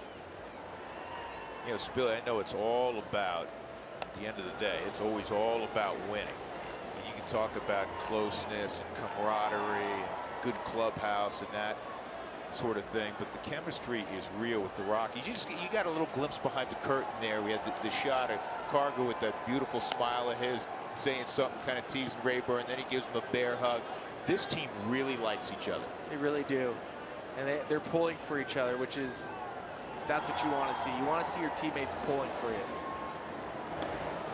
John Gray swings and misses, but the Rockies have a productive inning. Nolan got it going with a big blast to left. And then after a Parra base hit, Ryan Rayburn leads the building.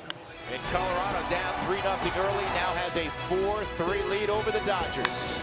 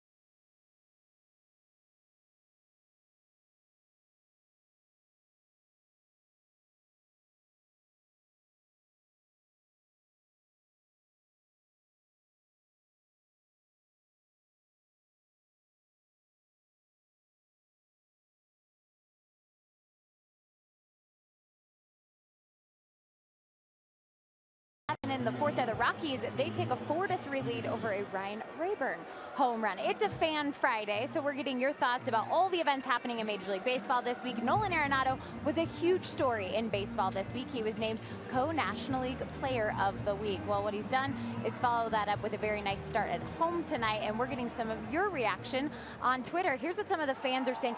Nolan Arenado destroyed that ball. Yes, he did. Nolan Arenado, MVP 2016. And then how about this from @Dodgers Reddit?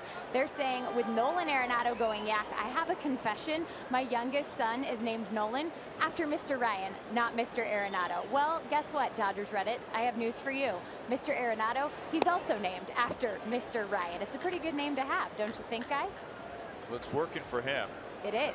It is. We want your thoughts, too. Don't forget to tweet us about Nolan Arenado or any of the other Rockies or MLB topics that we've mentioned. Just hashtag Fan Friday, and we'll get to some of those coming up.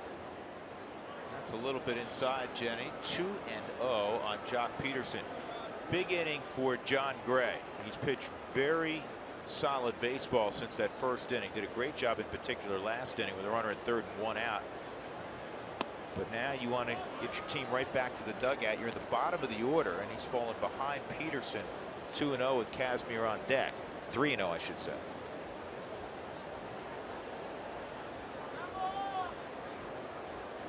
Peterson's a perfect guy. He's going to be patient, but if you throw strikes, he will chase. He'll chase and miss. Last year before the break, 230 batting average, 20 homers, 40 RBIs. Everybody was looking at this kid. He's going to get 30 homers. He's a Gold Glover. Second half, a 178 batting average, 6 homers and only 14 RBIs in 62 games. And he lost him. So John Gray with his second walk of the game. And that'll bring up Kazmir. He's trying to bunt Peterson along. Find the latest Albuquerque Isotopes jerseys, t-shirts, novelties, so much more at abqisotopes.com. Albuquerque Isotopes, proud AAA affiliate of the Colorado Rockies. And again, the Rockies made a couple of moves before the ball game. Two bullpen arms that were throwing the baseball well down in Albuquerque are now in the Rockies bullpen tonight. 0-1. Gonzalez, Germain, and Carlos Estevez. David Hale was designated for assignment.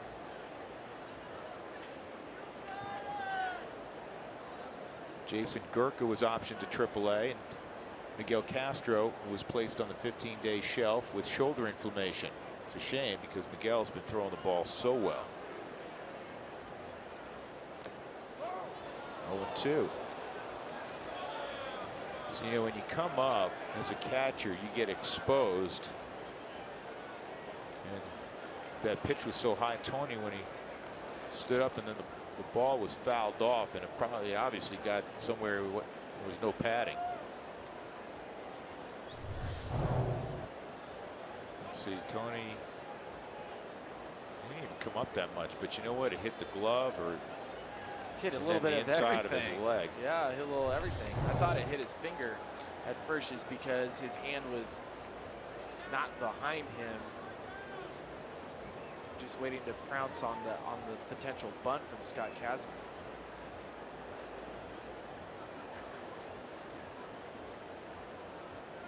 Probably get a fastball up in the zone here, right?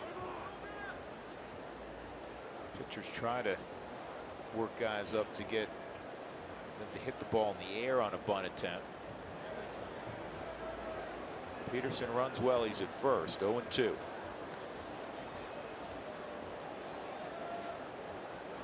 Slug bunt, and that's all from Kazmir. So the longtime American leaguer fails to move the runner, 1 out, and that'll bring up Chase Utley, who's hit the ball extremely hard twice. 8 strikeouts for John Gray. Third time through the lineup now for John Gray. We'll pay attention to it. Looking at the pitch count, 77 pitches in his last minor league rehab start.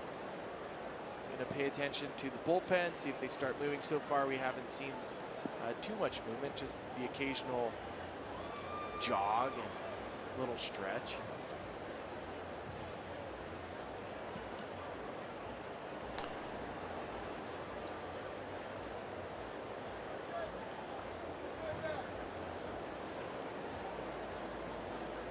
think we've documented this before. The Rockies starters go over 6 innings. The 1-loss record for them jumps up significantly. It's a pretty simple formula. You can give 6 innings, go 6 innings. This team is going to win some games. 1-0. Let's take a look at the coaching staff that Dave Roberts has put together in his inaugural season. Don Mattingly gone. Don now Donnie Baseball down in Miami.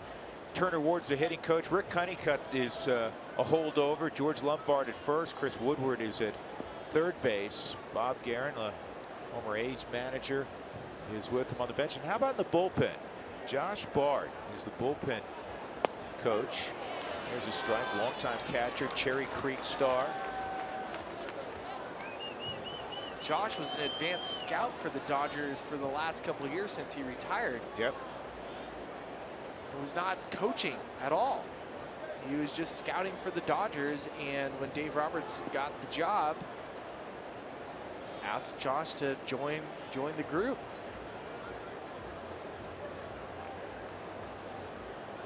Great baseball family. Yep. Mike runs a great facility down south in Parker, Bardos. Josh's older brother.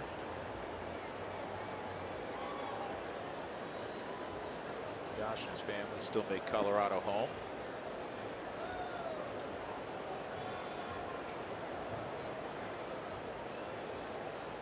One and one on Utley. Triple and a line shot to center. Good pitch.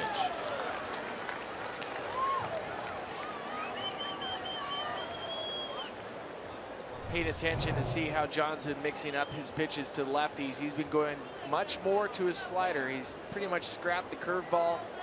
We saw that curveball get hit out of the ballpark by Corey Seager in the first inning, and now he's gone primarily to the lefties. Fastballs in and sliders away. It's been very effective for him.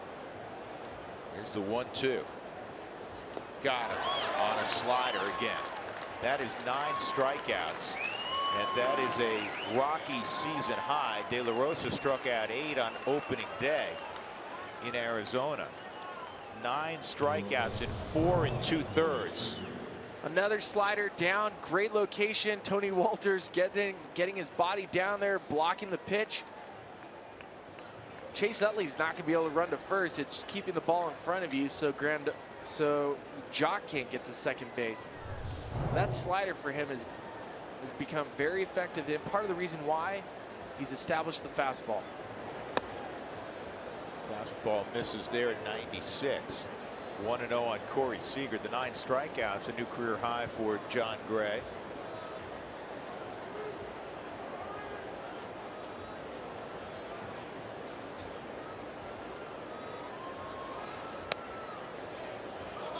Seager, a 2-run home run and a walk.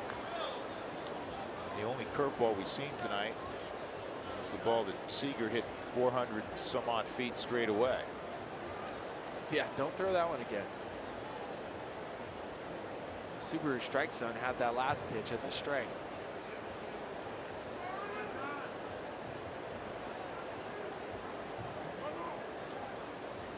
John's had quite a few pitches so far tonight that have looked borderline strike that he has not got the call on.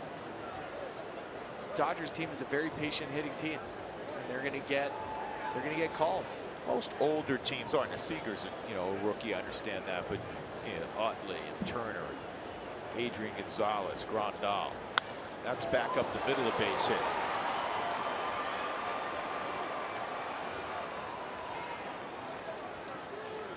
So 2 on, 2 outs, and Justin Turner will come up, a guy that has struck out twice against Gray. Well, let's see him strike out again and get a Coca-Cola value packs are back for the 2016 season. Available every value game, including next Monday through Thursday versus the Pirates for either $59 or $79, depending on seat location.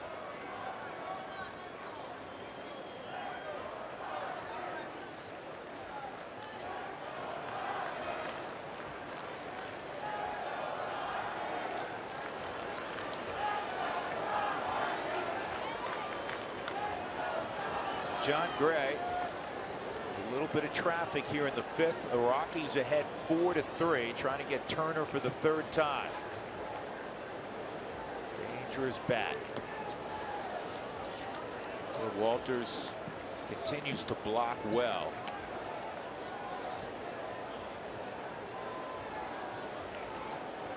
He's stolen a bunch of strikes this week behind the plate, those borderline pitches. Check this out, coming into the ball game, his catcher ERA was 183. When he's behind the plate, the Rockies had fashioned a 183 ERA. That's what that means. How about that? Turner pops up, and this may be playable. And then again, maybe not. Wynn kind of pushed it over the dugout. 5+ starts this year for a catcher behind the plate. David Ross of the Cubs. Now he has the good fortune of catching John Lester, and he's caught Jake Arrieta a couple times. That helps. A.J. Ellis gets Clayton Kershaw. That helps. Then there's Tony Walters.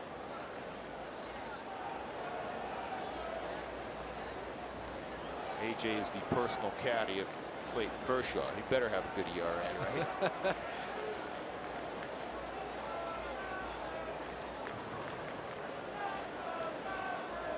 1-1 on Turner. And that's back up the middle, base hit. Seager around third. Parra's throw is going to be cut off, and Seager stopped. So out of respect for the great arm of Gerardo Parra, Chris Woodward stopped Corey Seager. The bases are loaded for Adrian Gonzalez. Justin Turner has a .385 batting average, active third best against the Rockies. Slider that doesn't slide too much, stays out over the middle part of the plate, and that is a rocket into center field. If it's hit any slower, maybe Woodward at third base would send him home, but because of Gerardo Parra's arm, because of how hard the ball was hit, because Adrian Gonzalez is coming to the plate, he's already hit a homer. Take your chances with 2 outs and let Adrian hit with the bases loaded against a young rookie.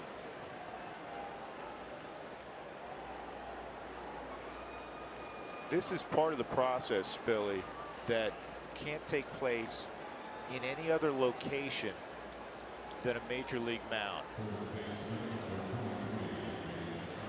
It's the perfect place to learn. There's no better place. You're right. I mean, you could be in a situation like this, obviously, in AAA or AA, but the stakes aren't as high, and the hitters you're facing are like you. They're in the process of trying to get to the big leagues. So here we go. Bases loaded, 2 outs. Adrian Gonzalez. And that borderline pitch missed. Home run and a strikeout for Adrian, and he got a 97-mile-an-hour fastball. He didn't miss in the first inning. And then John Gray got him back with a fastball on the black to strike him out.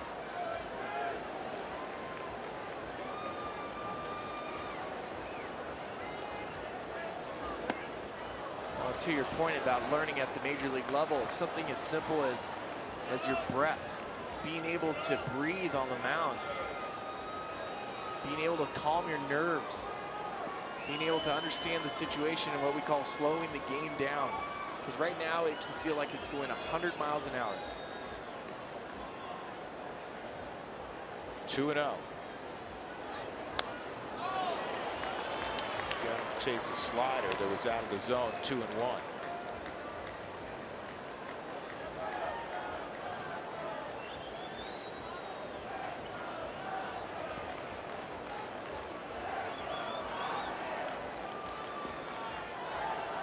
The breath has always been something I always pay attention to. How a guy breathes. You think it sounds funny, but it releases tension. And tension on the baseball field is not good. Your swing isn't as fast. Your mechanics on the mound, they're not as smooth. They're rushed. When you're on the field and you're gritting your teeth and you're not breathing properly, you don't function as well.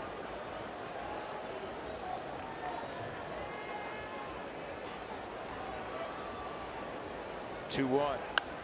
Line drive, base hit, and that's going to score a couple, and the Dodgers will retake the lead.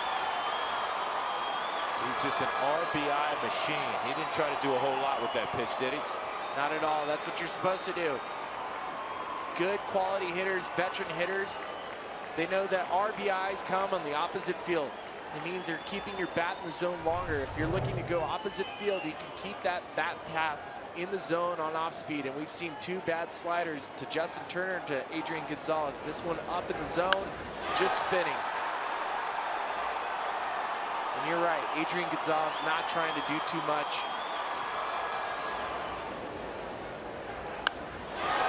Gray knows it, not a good pitch. Time to back up the catcher. 2 outs, Puig at the plate. Turner's at third, Gonzalez at first. 5-4 LA. They seesaw back in front. Gonzalez last year drove in 17 runs in 16 games against the Rockies. Strike 1.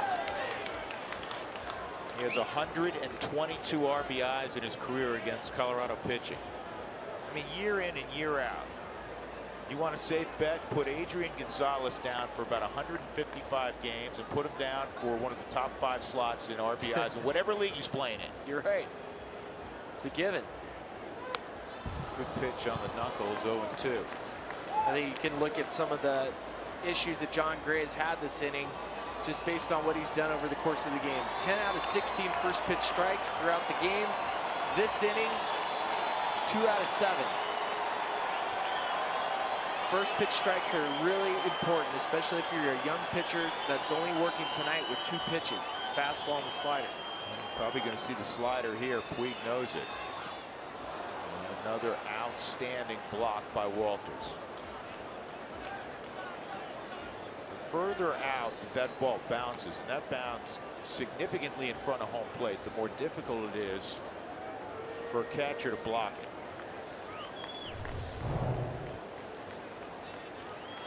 Puts his body down. You can see his hips elevated. He's lucky he didn't go through his legs, but how quick he is to get up and grab that baseball. Adrian Gonzalez had to retreat back to first base, and Justin Turner had to retreat back to third. Got him on the slider. In the inning, 2 runs come around on the Adrian Gonzalez 2-out single. And the Dodgers are back in front 5-4, middle of 5 at Coors Field.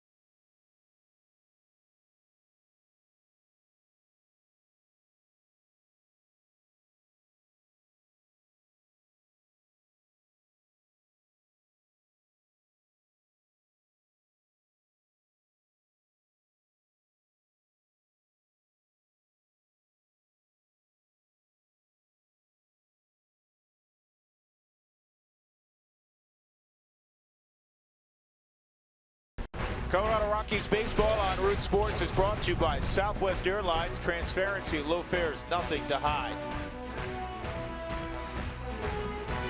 Beautiful look at our great city. Mile High City of Denver, the Rockies back in town. They'll play a 7-game homestand, 3 against the Dodgers, and the Pirates are in for 4. Tonight is the first of 20 straight ball games for the Rockies. John Gray meeting with his pitching coach Steve Foster.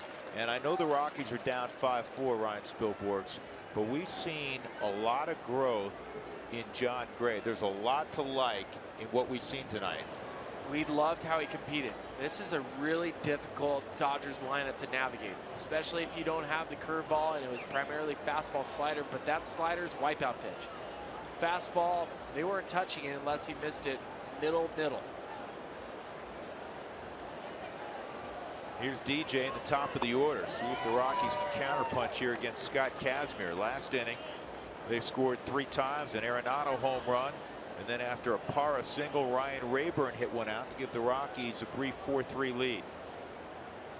All kinds of time. We're in the bottom of the 5th.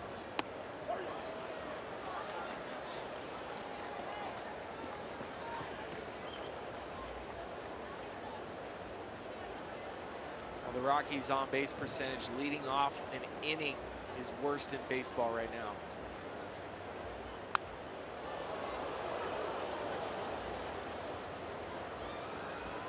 .227 on base percentage leading off an inning.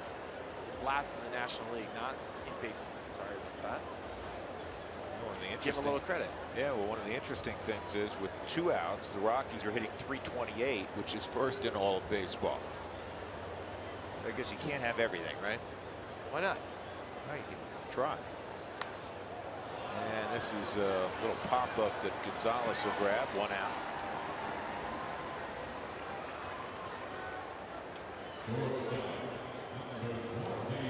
That'll bring up Trevor Story. A strikeout on a 12-pitch at bat for Story on a changeup away. And a sharp ground ball that was headed toward left field. The 5.5 hole cut off by Justin Turner, who made a nice play. Just did get Story at first. Story out of Irving, Texas. You know, for a kid making the rounds in the big leagues for the first time, there are a lot of firsts. I was talking to Trevor the other day in Cincinnati. I said, "You ever been here before?" He said one time for the Futures game. He'd played in Cincinnati at the Futures game before the All-Star game. But other than that, no. It was funny when I was talking to Oral Hershiser at Nomar. First question they ask about Trevor, the first question any player asks about another one, good guy? Not is he a good player? Not is he a good guy? Yeah, he's a great kid. 2-0. That's what players want to hear. What kind of teammate is he? Is he a hard worker? Is he humble? Does he say the right things? Yeah. Well, that's what he shares in common, in addition to an abundance of talent, yes, with Corey Seager. Yes. And the other young rookies I was talking as well, Carlos Correa, Francisco Lindor, those kids are all off the charts. Good guy? Yes. Major League Baseball is doing a much better job of getting fans underneath the helmet, underneath the hat. So this ball's clocked deep right center field, way back and off the top of the wall. Story around second. Look at him go. Throw by Puig. Out at third base. What a throw. What? I've never seen that before. What a throw.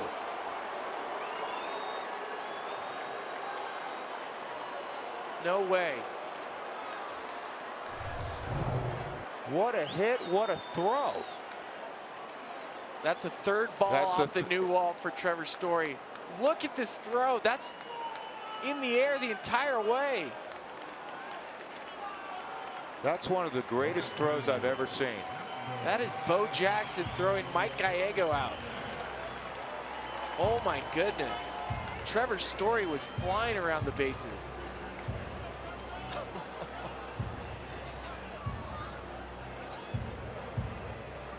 Subaru Supermo.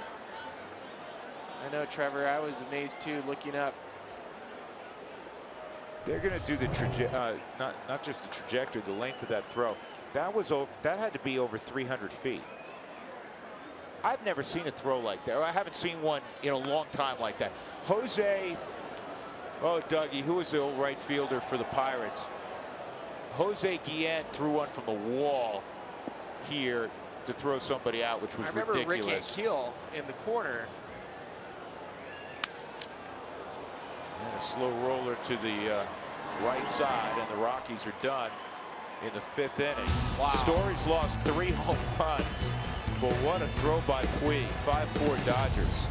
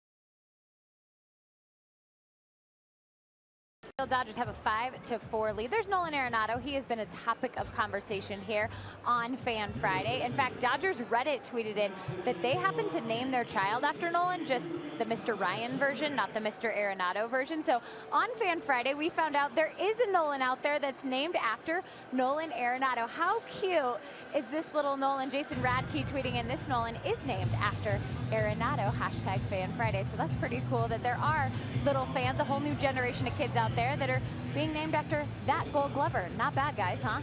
Not bad at all. Yeah, and I think back home in his native Cuba, there are 35 new Yasiels after that throw. Man, that was impressive. Well, we get to see a Rocky that we saw last year had an unbelievable spring training, but unfortunately was sent down to the minor leagues, where he went down there and did his thing. 5 appearances, a 0 ERA, 7 strikeouts, 1 walk. Electric stuff. And that's a hot shot. Still a chance to get the out, and the Rockies win. 3-4-1. Nice job by Gonzalez Germain to stay with that. Ball on the right side, you got to break immediately.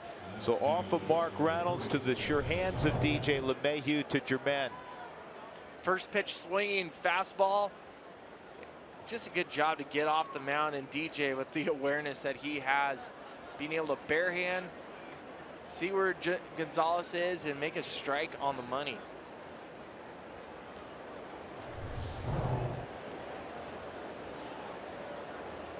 One out, and Howie Kendrick at the plate. Still getting used to saying Howie Kendrick, left fielder. Howie played a couple years ago with the Angels. He played about 20 ball games in the outfield. And I said, all right, before that. And he said, that's foul. He said, well, in travel ball one year, I played a little bit of right field. I said, but other than that, you were shortstop, right? He said, yeah. 210 total innings in major leagues playing left field. This is his 5th start tonight for the entire season in left field. But you know what he is? He's an athlete. He's an athlete. He can hit. 1-2 on Howie Kendrick. He came into tonight's game only 2 for 18 against right-handed pitching. He's now 2 for 20.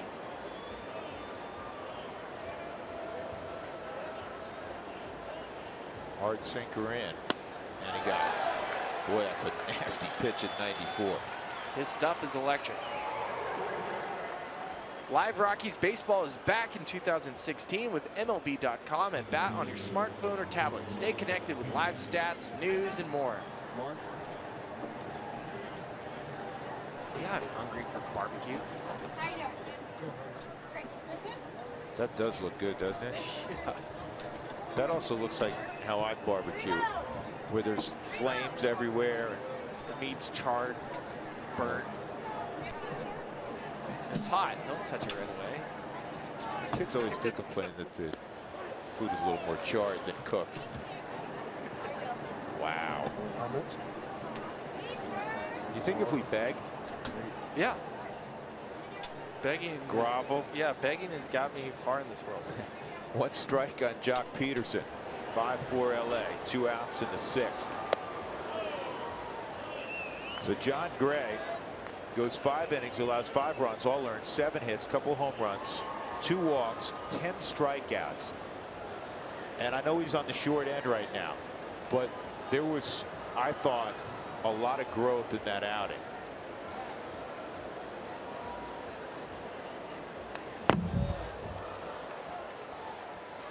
Jock Peterson, who takes maybe the biggest swing in baseball. This offseason worked out the entire offseason with a friend of mine. Just trying to trim down the swing, and spent the offseason making sure that it was a little bit shorter, quicker to the ball. Spring training comes around, first pitch he sees, big swing is back. So much of that's DNA, don't you think? Yeah, I mean, that it's just your natural. You see the ball and you try to hit it as hard as you can.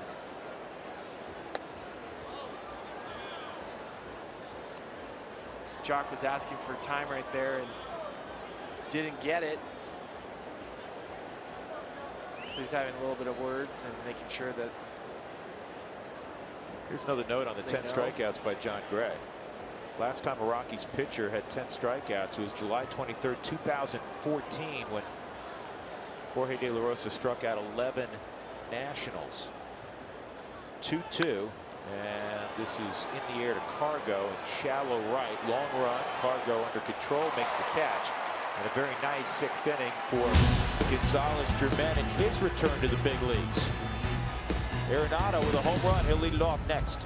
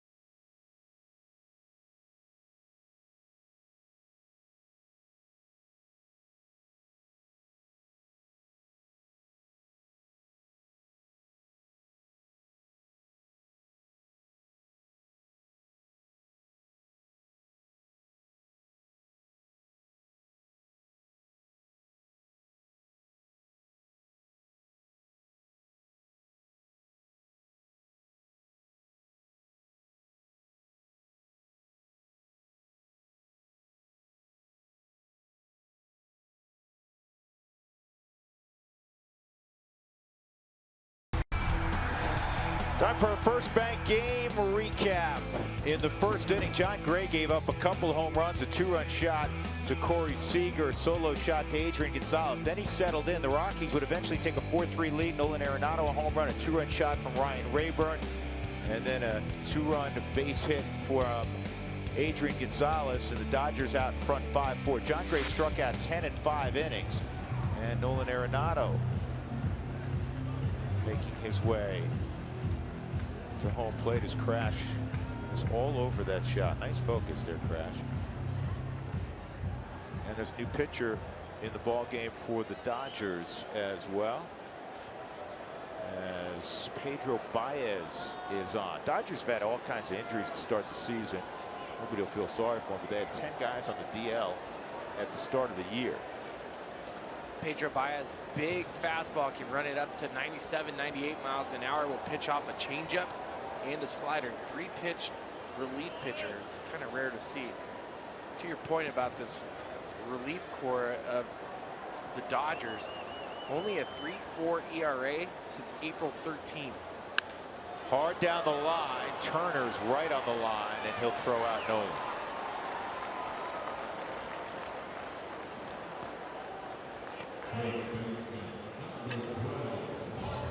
That'll bring up Mark Reynolds. Some impressive stats by the Dodgers bullpen. 8 for 86 now. That's what they're on right now. Only 1 earned run in the last 26 2/3 of an inning.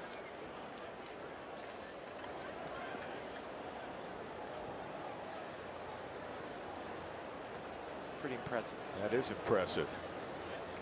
Mark Reynolds takes ball 1. Mark a single and a strikeout.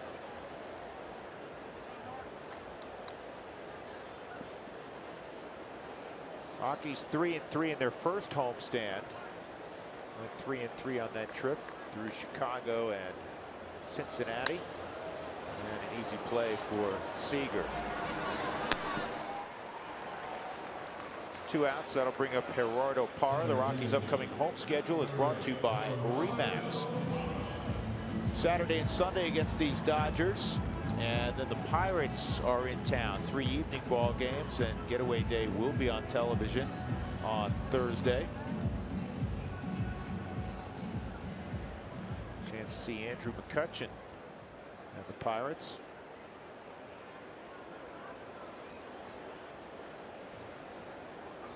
Parra 1 for 2, singled and scored in the 4th inning. Came around on the Rayburn home run.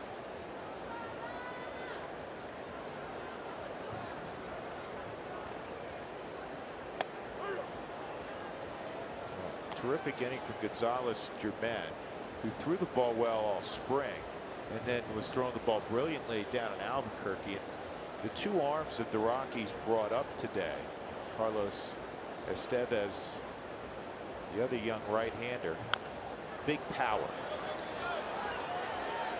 Baez a 1-2-3 6th inning. So we turn the page to inning number 7. Gonzalez Germain ready to go back out. 5-4 LA. First matchup of the year between these 2 clubs.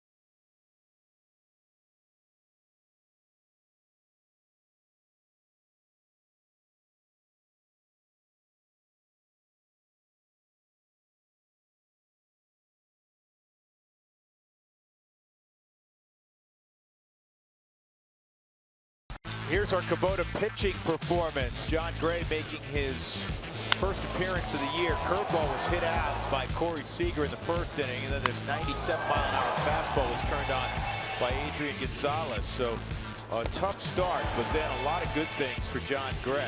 In the middle innings, he was racking up the strikeouts. And the final line, 5 innings, 5 runs, 7 hits, a career best 10 strikeouts, best for a Rocky in almost a full 2 years. At the plate right now is Trayce Thompson. It's 9-1-2. He's pinch hitting for Baez. And I think many of you are familiar, but perhaps not all, of Trayce Thompson's background. His dad is Michael Thompson. His brother is a pretty good shooter who sometimes gets overshadowed with the Golden State Warriors because of one Steph Curry. But Klay Thompson is his older brother. And you say, well, how did he come to baseball? As the story goes, he was a terrific athlete growing up, football, basketball, naturally, the family sport. But every time he'd come home, even if he had a football helmet on, he was grabbing a bat. He just loved baseball. And the 1-1 is fouled off. 1-2. Jimmy Garcia, it looks like, will be next for the Dodgers, and that very talented bullpen that Spilly was telling you about. Well, Trayce Thompson came to the Dodgers in the Todd Frazier deal. Thompson started his career last year with the Chicago White Sox. A lot to like about him. Great athlete. Reminds me of Drew Stubbs. I think that's a player that steals a lot of bags, can strike out, but can also pop some homers for you. Good looking athlete.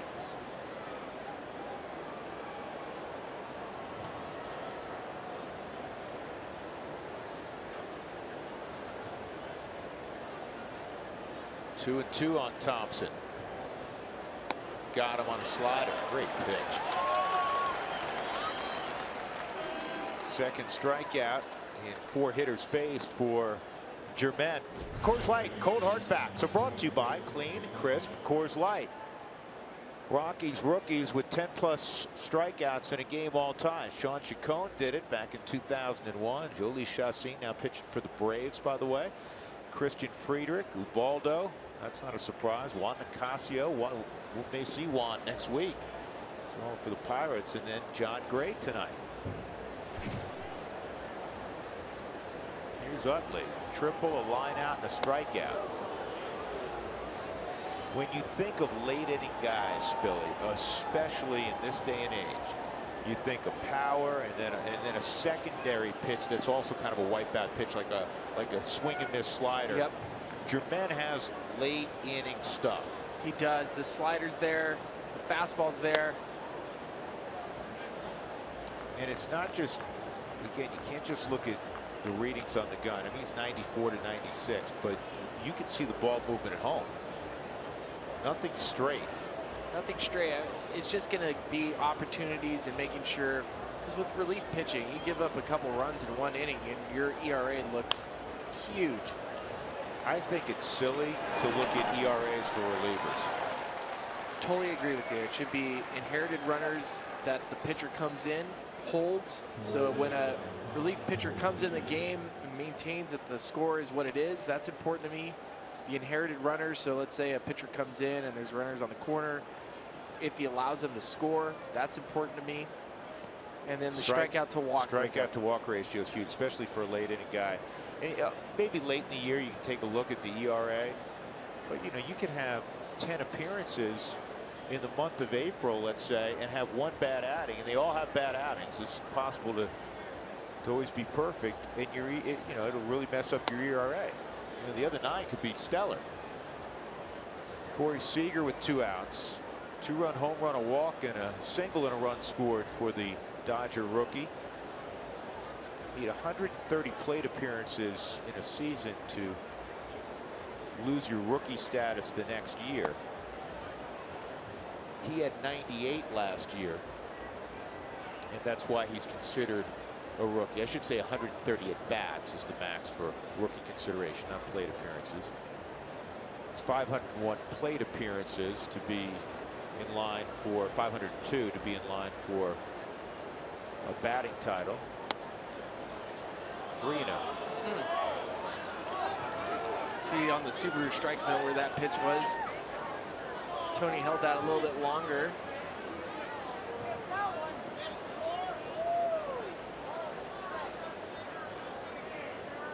You hear the Rockies dugout barking. Well, you know, Paul Emmel has had probably a consistent zone, but it's been a tighter zone. Very tight. And there's nothing wrong with that. If that's the zone and that's what it's going to be the whole night, it's good for hitters, bad for pitchers. My theory on umpires, balls and strikes, they revert back to what they were when they played. If they were a position player, they have a tight zone. If they were a pitcher, they're a little more liberal. That's way outside. So a walk to Seager. That'll bring up Turner. The day after every Rockies victory, get 50% off your online order at Papa John's. Use the promo code ROCKSWIN at papajohns.com. Turner singled in the 5th inning. Set up the 2-run single by Adrian Gonzalez. 2 strikeouts against John Gray as well.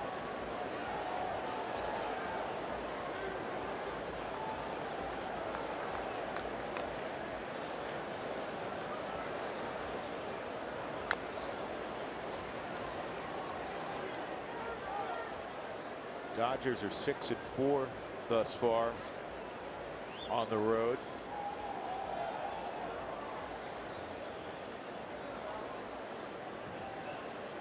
Don't want to see him up with traffic.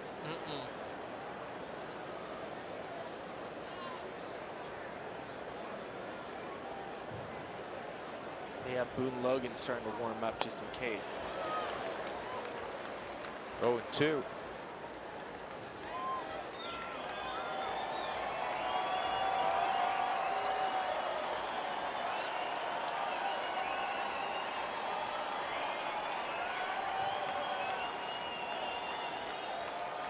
And now Turner's saying it's 0-2. Am I going to get that hard sinker in, or am I going to get that slider that makes a left turn away? Good luck.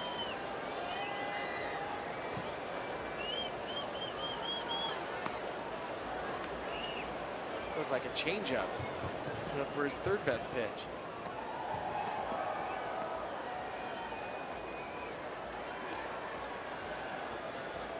I have it.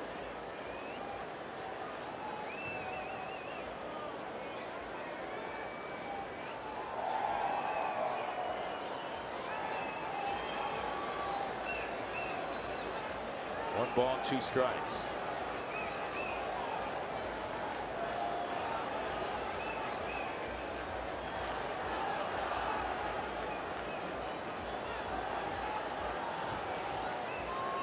Here's that fastball anyone to see, Drew.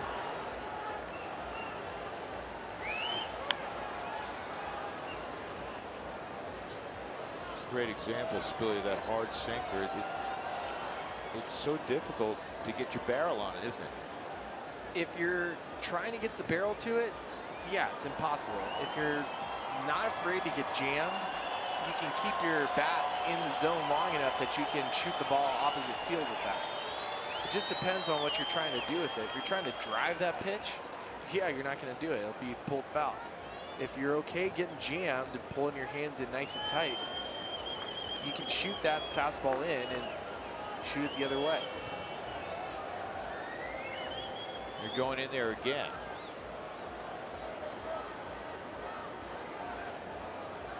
Turner last year hit .367 against the Rockies.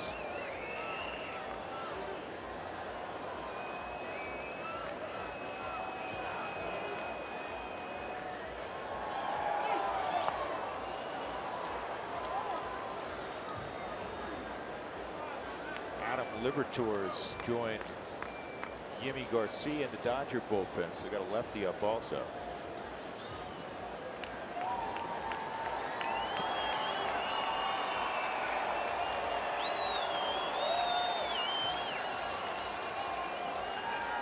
There's Yimi warming up.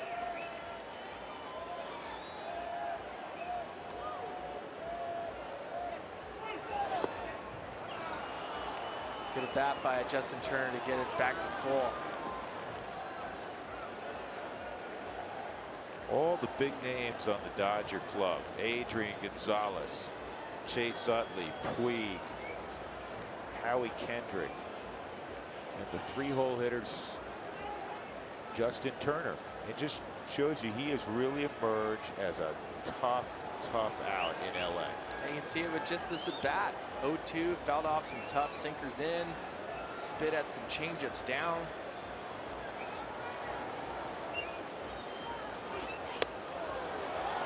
And Jermaine loses them, and Waltz is going to be forced to go get Boone Logan, you would think, here. I would think so. So Jermaine retired the first 5, and then he walked Seager and Turner back to back with 2 outs here in the 7th. Boone Logan will be summoned from the Rockies bullpen to get Adrian Gonzalez.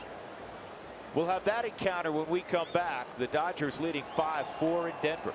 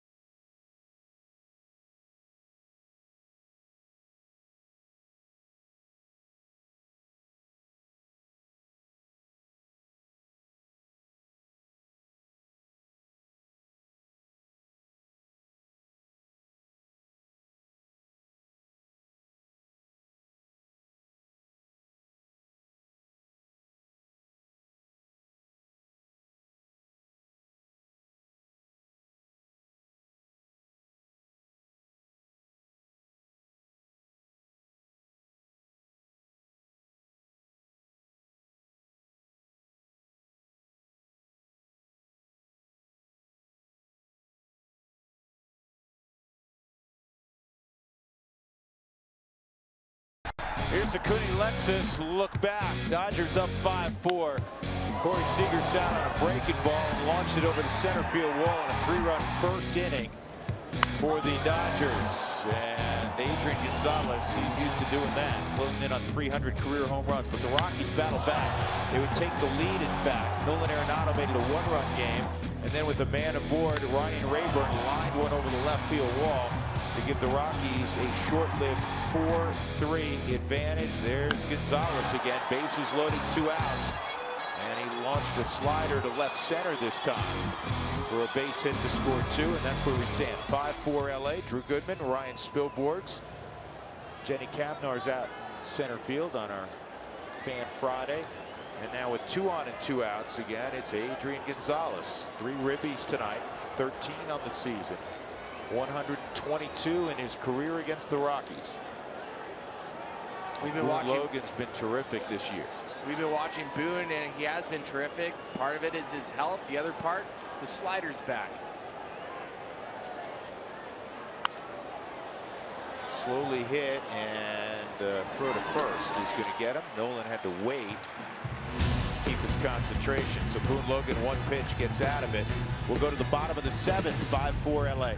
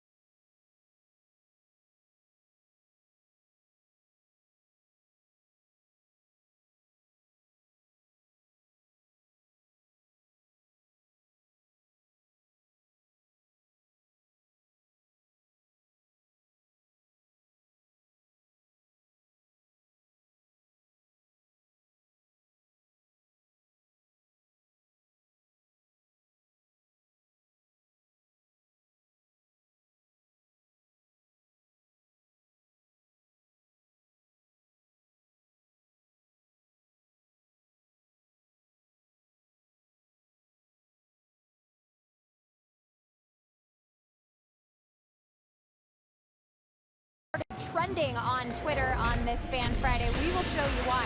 It happened in the bottom of the 5th. Trevor Story goes deep. This one again off the wall for the 3rd time this season for Trevor Story. He's going to third. Yasiel Puig has very different ideas. Guns the ball, gets Trevor out, and this is how Twitter is reacting. Pretty cool, lots of people tweeting about it. Ryan Walton from SBN says even Yasiel Puig can't believe he made the throw. Andrew Deal says, however, Yasiel Puig made possibly one of the best throws I've ever seen. Looked like a bullet via Vladimir Guerrero. And Kyle Clark from 9 News says, I feel like 9 News at 9 should be canceled because of that Puig throw. We all need some time to think. Well, Kyle, you've had your time to think, so time's about up on that. It was a ridiculous throw. I know you guys have talked about it, but just reading the tweets, MLB and all the fans watching, they've just stopped over that throw. I'll tell you what, I don't know, Jenny, how many times I've seen a throw like that.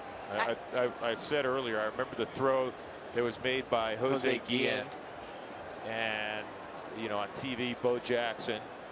And Dave Parker. I remember a throw from the wall. Ellis Valentine could throw from the wall, you know, into the next stadium. But I mean that, and it was right on the money. Let's not forget that, right on the bag. Here's Rayburn against Yimi Garcia. Garcia, another one of those strong arms in a very deep bullpen. Well, he's tossed a scoreless inning in 7 of his 8 appearances. Good fastball will challenge hitters. A little deception. He has a little hiccup in his delivery that makes it pretty difficult for the hitter. I was here when Rick Ankiel threw out 2 Rockies runners. Luckily, I was in one of them, and he was in the corner in center field, right up in here. Left center corner. Remember those 2 throws? He threw Omar Quintanilla out at third on a triple. He went 1 and 2, yeah. And remember the throw earlier in the game where he threw off his wrong foot in one motion and basically threw a strike or pretty close to it to third in a very close play. Nolan was just safe going first to third on a bloop single.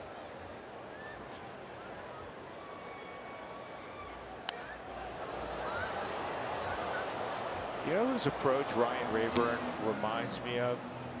Michael Kadire. It's a good call. He's going to get his A swing off. Yeah, he's going to.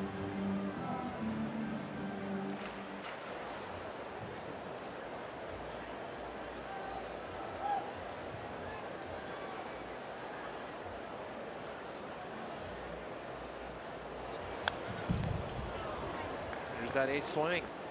Fouls it straight back.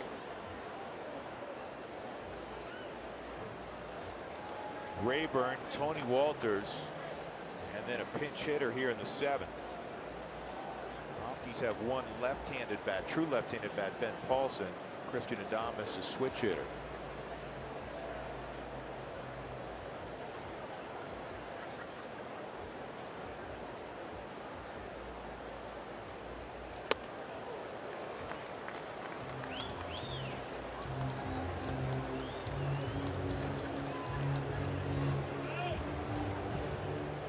Two and 2.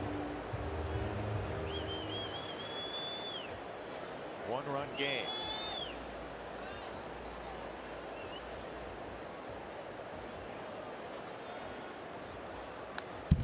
Good bat. That's a good cover up high. The Rockies are down 1. We've mentioned that the leadoff hitter for the Rockies so far this season has been the worst in the National League as far as leading off an inning, getting on base. And this Dodgers team, they've only given up 1 earned run since April the 13th. Crazy. Have to find a way to get a guy on with nobody out. This ball up the middle, a base hit. Great at bat, Ryan Rayburn. Rockies have the tying run aboard. And the leadoff man, Ryan Rayburn. Let's quickly check in with Jenny again out in center field. Jenny. Yeah, Drew, I feel like we had a ton of fun on Fan Friday. Touched a variety of topics. We got into Arrieta, Prince, Puig, and even Nolan Arenado. Plenty more to talk about each and every week. So don't forget on Fridays to hashtag your comments and your thoughts about what's going on around baseball. Fan Friday, tweet us at @RootsSports_RM. Until then, I am signing off to get ready for the post. Put your purple jacket on, Jenny. Yeah, where's your I had Prince to give it back jacket? to Mark Stell, No, let's be honest. He he's not wasn't even going to let here. that out of his sight for more than 10 minutes. Liar. Put it on. Okay, fine, it's right here. Jenny, we'll see you right after the Rockies rally. Brandon Barnes is going to run for Ryan Rayburn. Tony Walters at the plate. Shortening up at third is Turner to guard against the bunt. Outside. Now, this kid's really good handling the bat in the bunting game. If Turner comes hard, you bunt it past him. It's a hit. You can walk to first. Yep. Seager naturally cheating toward the bag at second. Oh, and he can hit and run. 2-0. You ever find where it just when you square it around, it just bothers some pitchers? Some guys, they lose their mind. You just try to show it. All you have to do is throw a pitch right down the middle. Let me bunt. I'm trying to give an out. And some pitchers, they see it. And some pitching coaches will teach the pitcher, throw it up in the zone. They'll pop it up. But if you just throw the strike, you get the out, and the play goes on. That's what's supposed to happen. And it's 3-0. Paulson is in the on-deck circle, which is a lie. Nobody stands in the on-deck circle. He's in the on-deck area. Hunter Pence is the only one. He's the anomaly of baseball, and people make fun of him for it. On his own team. It's like being on an ice rink if you stand on that thing in spikes, right? If you're in plastic spikes, you're going to fall.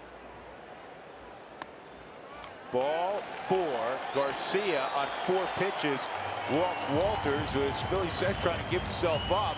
And now it's first and second. The strategy changes. You pull back Paulson if you're Walt Weiss, and you're going to send up Christian Adames to try to do the same thing.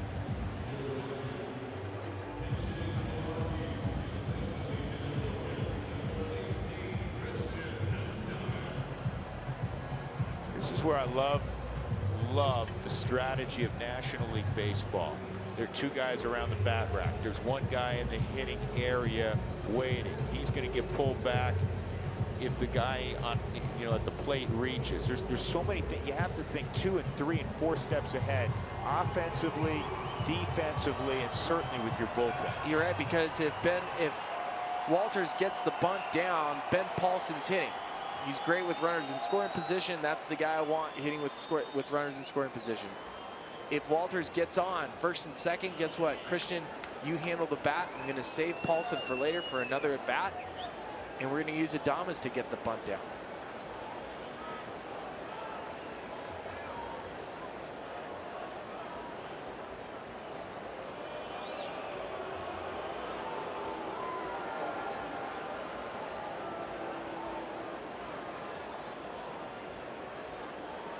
Barnes, good wheels at second. Tony Walters, good wheels at first.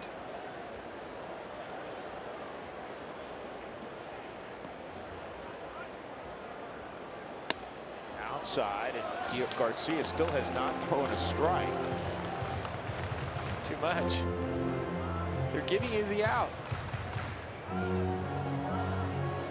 Jimmy last year in 59 games with the Dodgers. Wherever he's been in professional baseball, he has always struck out more than a hitter an inning.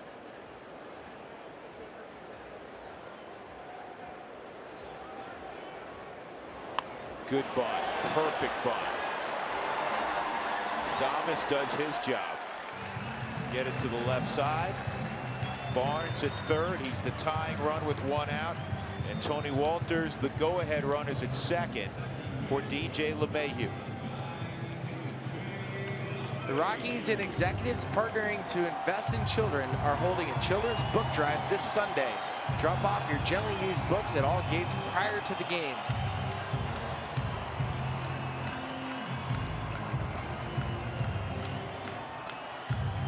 DJ against Kazmir. A couple of ground balls to the left side and a weak pop out to first.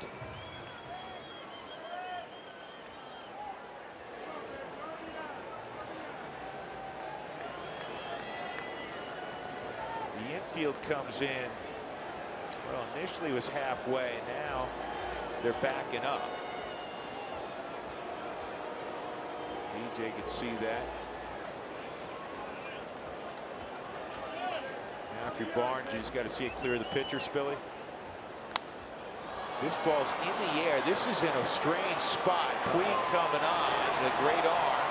And here comes Barnes challenging the arm. He'll score. Walters also. Oh, Walters rolled his ankle. Walters got back on the bag. What is it with third base lately? Dustin Garneau, it looked like tripped over it and unfortunately wasn't given the bag in the review. The Rockies have tied it up. Stu Cole right now holding up Walters.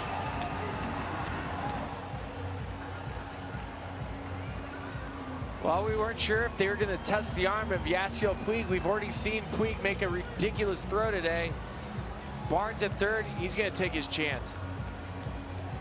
That's how he plays.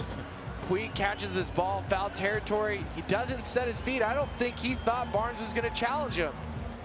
Otherwise, he would have got behind the baseball and made a stronger throw. Spilly, I think you're absolutely right. I think he thought, you know what, after they just saw me throw the ball from the wall, there's no way they're going to go on me. That's the only explanation for not getting behind it. Walter's keeping an eye on it and rolls his, ouch, rolls his ankle on the bat.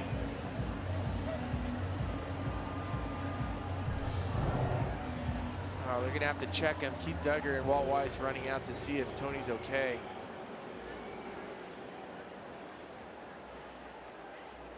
So many times as base runners, we run towards the bag and we don't have to look at the bag because we know where it is. And there's the occasional time where you roll your ankle.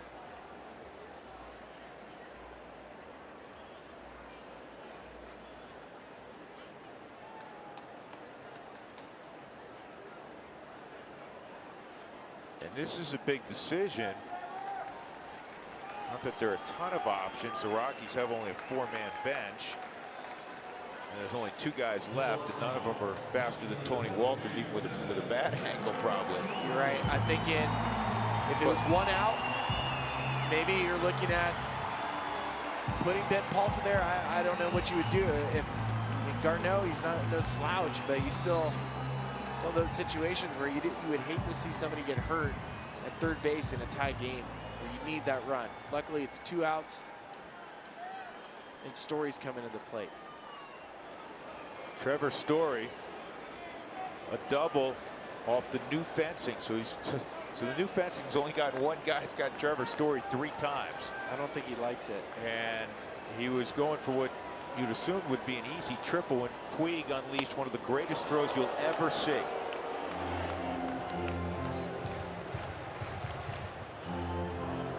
But then you get a ball down the right field line where it's not even close, and you don't get behind the baseball to throw a guy out at home.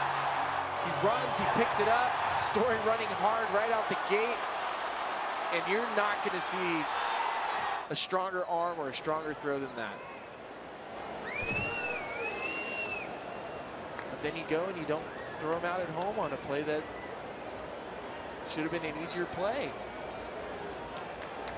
1-0 on Story, 2 outs, the go-ahead run at third.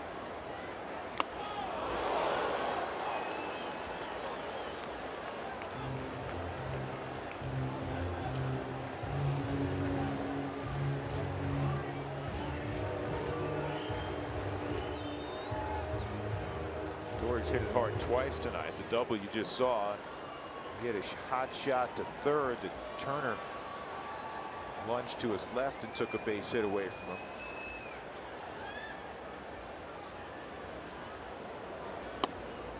Two and one. Well, that's the first run off the Dodgers bullpen since April the 13th.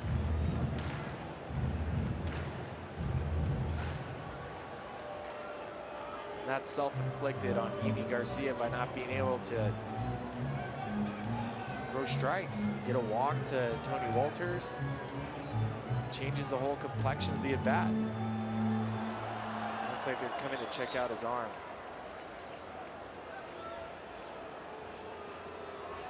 Saw Grandal walk out and talk to Yimi, and Yimi shook his arm and he's pointing at it.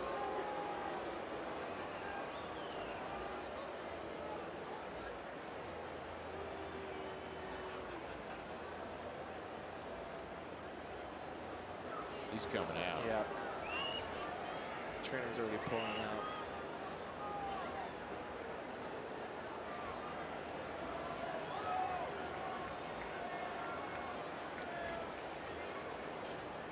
So Yimi Garcia has to come out with a 2-1 count on Trevor Story.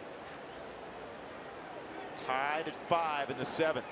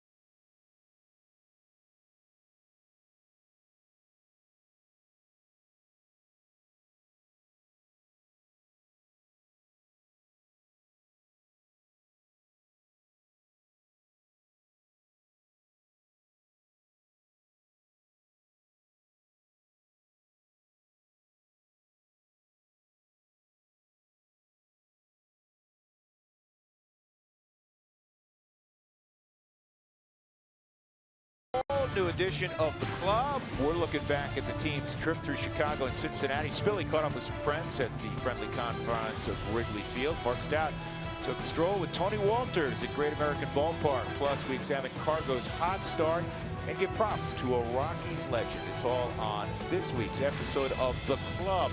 That's Sunday after the ball game, Rockies and Dodgers. Right now, the Rockies 5, the Dodgers 5. The Rockies had the go-ahead run in third with 2 outs and Tony Walters. Yimi Garcia with a 2-1 count summoned the trainer with Trevor Story at the plate.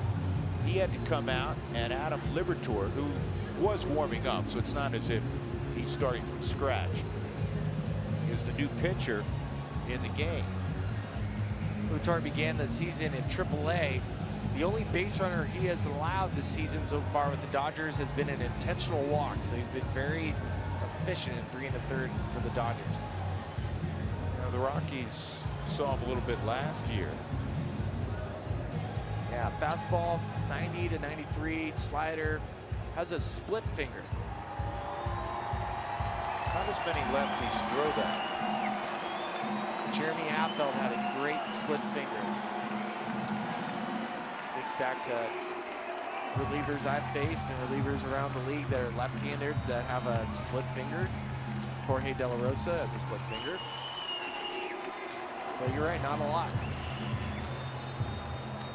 Adam Liberatore's from Joe Willie's hometown. His hometown, Beaver Falls, Pennsylvania. So here we go. Story looking to bring home the go-ahead run. And it's 3-1.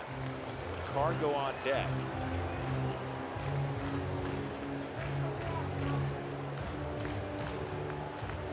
I don't think Trevor will get a fastball. I think he's going to get an off-speed pitch just because the matchup the Dodgers were anticipating was lefty on lefty. But you try not to ever come off the fastball. 3-1. He got a fastball, and it's a strike. 3-2.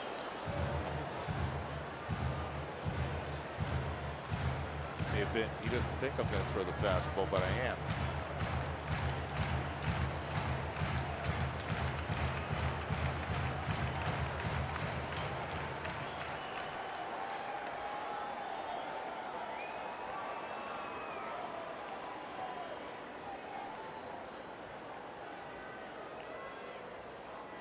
3-2. And he struck him out.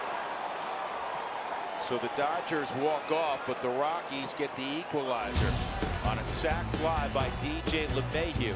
It's 5-5 as we go to the 8th.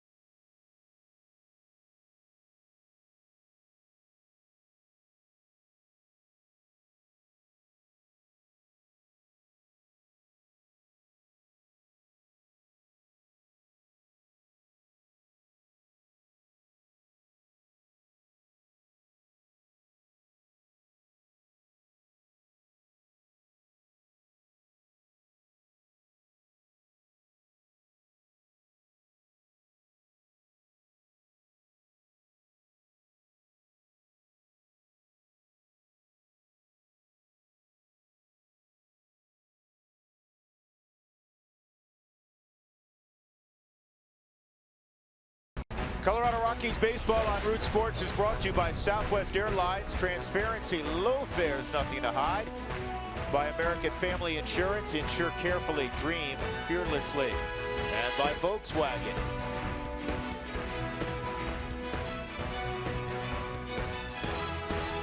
Lodo busy on a Friday night, and the Rockies looking to overtake the Dodgers. We're in a 5-5 ball game. Drew Goodman, Ryan Spilborghs. And in the top of the 8th inning, Puig, Grandal, and a pinch hitter, and the Rockies send out veteran Chad Qualls. Well, primarily a sinker slider pitcher. The ERA starting to creep down. We saw in Cincinnati the sinker was starting to come back and the slider was there. Those have to be effective for Qualls to be successful. He has to pitch down in the zone and let his slider come off the plate.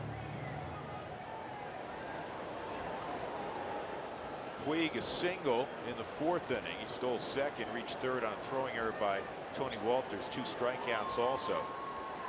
Both against John Gray, who struck out 10, allowed 5 runs in 5 innings. 5-7-1 for the Rockies, 5-7-0 for the Dodgers. And Qualls with the slider for strike 1. Rockies with Barnes now in center field. Rayburn had a base hit. He pinch ran for him, and Parra moves to left field.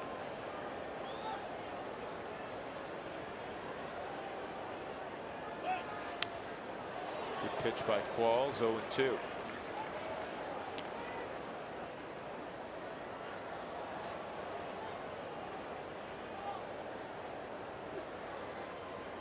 That's why it's so important for Qualls to be able to command the slider. First pitch slider to Puig, then he can follow it up with the sinker, heavy sinker that he has. And now he has Puig right where he wants him. 0-2 and deep short. Story gathers, throws high, out at first base. Mark Reynolds, who came up as a third baseman, has shown he is a very good first baseman. Subtle move there. He used the top of the bag to get a little taller. You push up on the bag. You can stand up, go on your tippy toes. This ball is hit really hard by Yasiel Puig. This is a backhand for Trevor. He sets his feet. I don't think he realizes that Puig is moving that fast down the line. And he gets his toe right back down just in time. Adrian Gonzalez was taking his time so they could check it out in the Dodger clubhouse. Subaru Supermo shows his toe is right there. Great job by Mark Reynolds. Yasmani, I said Adrian Gonzalez. Yasmani Grandal, and then he beats the shift with a base hit to left.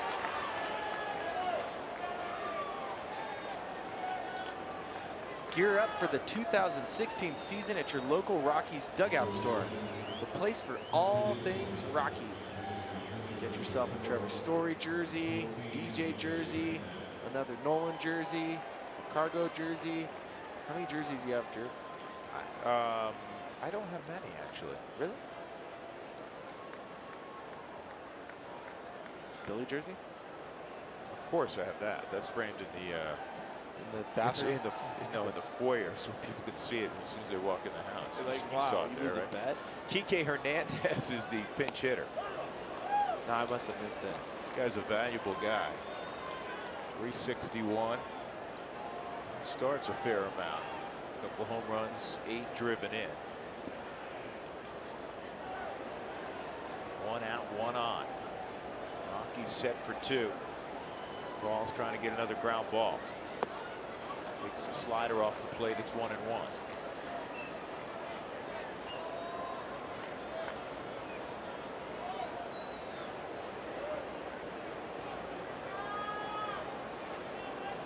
Dexter Fowler jersey, Ian Stewart jersey.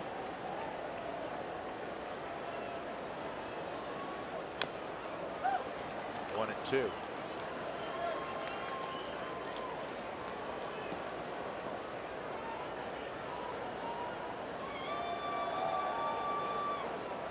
Fantasy camp, I have a lot of jerseys that have variations of the family name on it. Yeah, you use them as Christmas gifts. Kiddos. No, they never stay. They never get around. Here you go. Here's the 1-2. Good pitch. Checked it out at first. Scott Barry said no swing.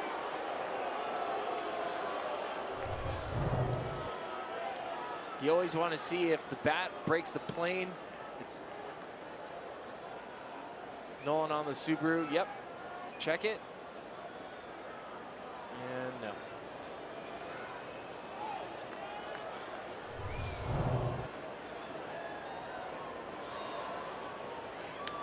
That time he went. Big strikeout. Chad Qualls gets the pinch hitter Kike Hernandez. And that'll bring up Jock Peterson. That's the heavy sinker that we've seen with Chad Qualls. When he's at his best, that ball will just fall right off the planet. Kike cannot hold up the swing. That was a turbo sinker right there. Turbo sinker.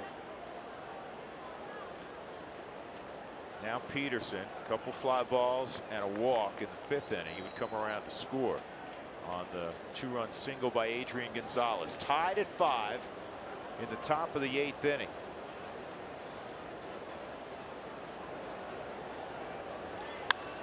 Rifled right at Reynolds. Came up with it, fell on the bag, inning over. What a defensive sequence in the 8th inning for Mark Reynolds, who gets a standing ovation. That a baby Mark. Nice play. Too bad you didn't see it. See the reaction of Jock Peterson. We're tied at 5.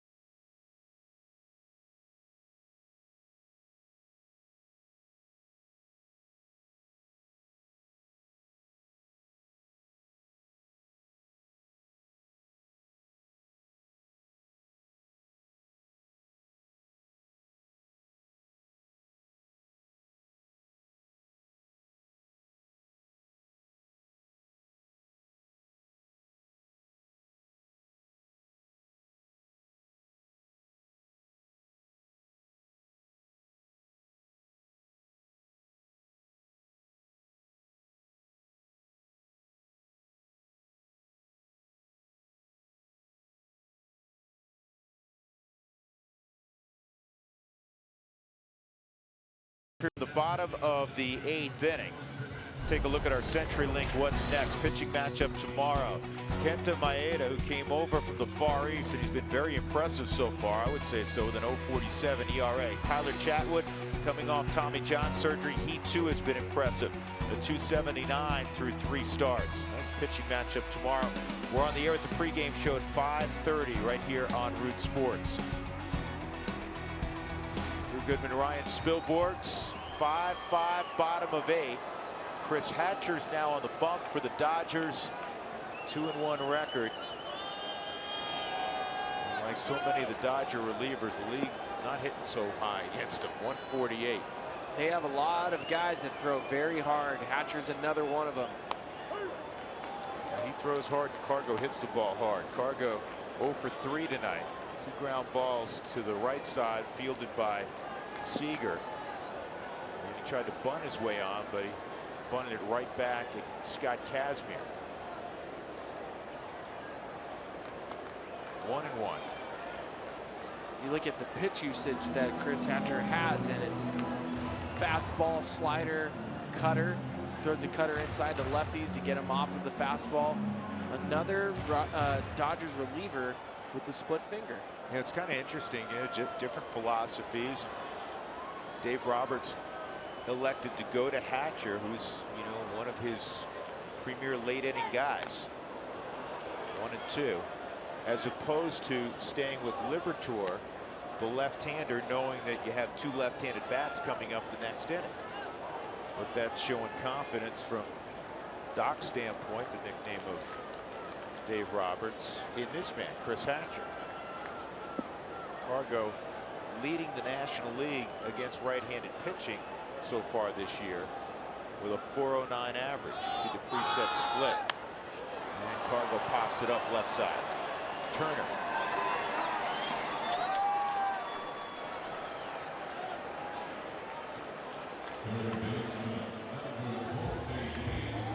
Here comes Nolan Arenado.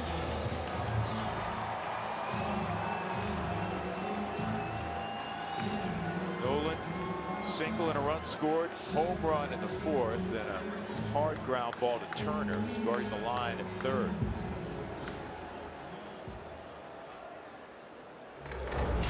Here's the big fly, and it was a big fly. The sound off the bat is so pure. About 6 rows from getting that ball up on the concourse.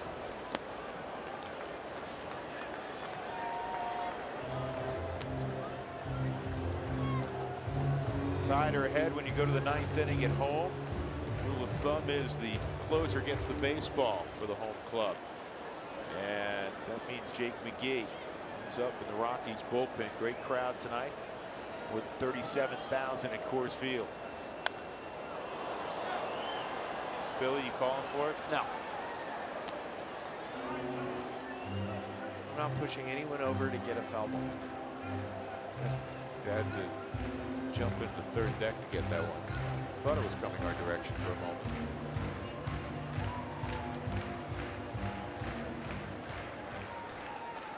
Rockies riding a 4-game winning streak against the Dodgers at home.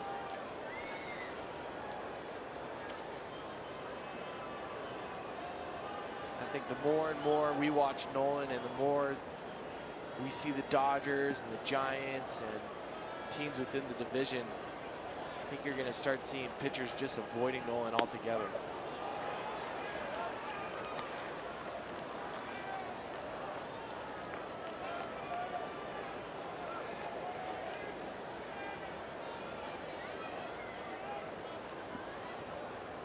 Even if you get 2 strikes on him, it's still not a given.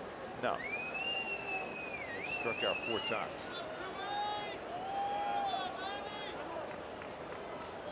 One was looking on a pitch he didn't like at all.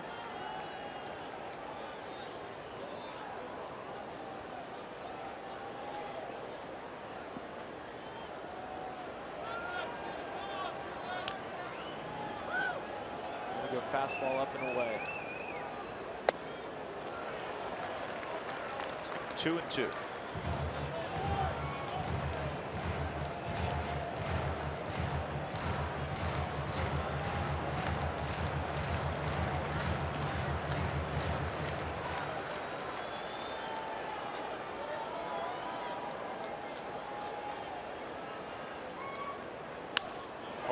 foul.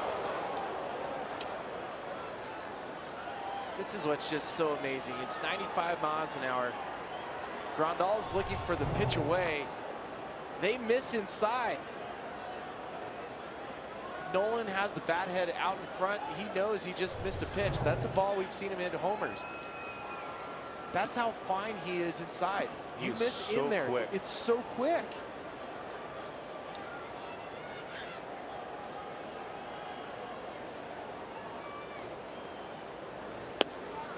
Good eye. You have to have strong hands, don't you, to hold up there? Yes, you do. Nolan is getting stronger and stronger. We know how hard he works. Be able to hang on and keep the barrel from breaking. Nope.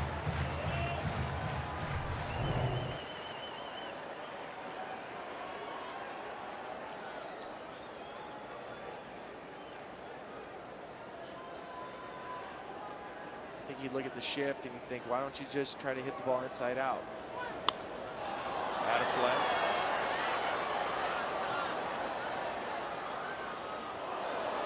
It's always what I hear from fans with the shift. Why can't a major leaguer just take the ball and hit it the other way? All right. Have you seen Nolan hit before? It doesn't matter what the shift is. If he squares it up, the ball's hit. It's not a video game with a joystick. No. Mechanically, you're changing things up if you're trying to, what we call chicken wing, or change the plane of the bat. Try to push it to right field. It's not that easy.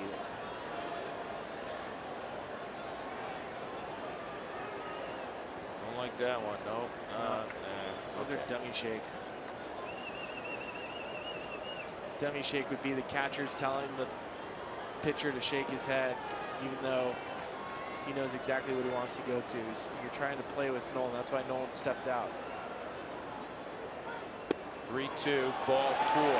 Nolan Arenado, who rarely walks, draws a 1-out walk. So the go-ahead run in the 8th innings at first for Mark Reynolds.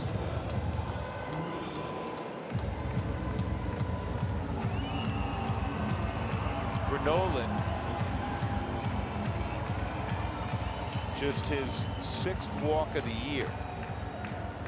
6 walks, 4 strikeouts. How about that? He's got more homers. Got 7 homers and only 4 strikeouts. Mark Reynolds, 1 for 3. And a line shot into center field, base hit. Arenado had to wait, make sure it cleared Utley. And they're 2 aboard for Gerardo Parra.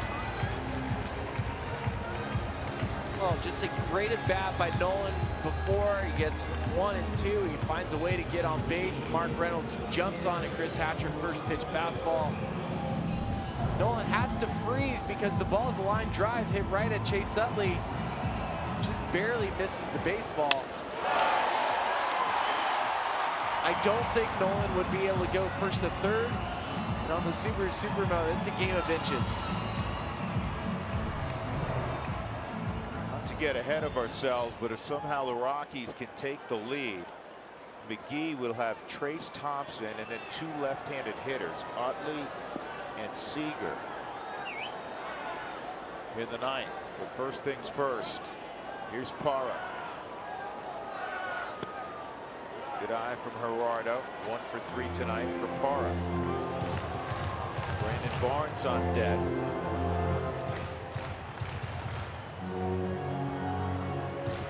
Barnes pinch ran for Ryan Rayburn and stayed in the ball game at center field.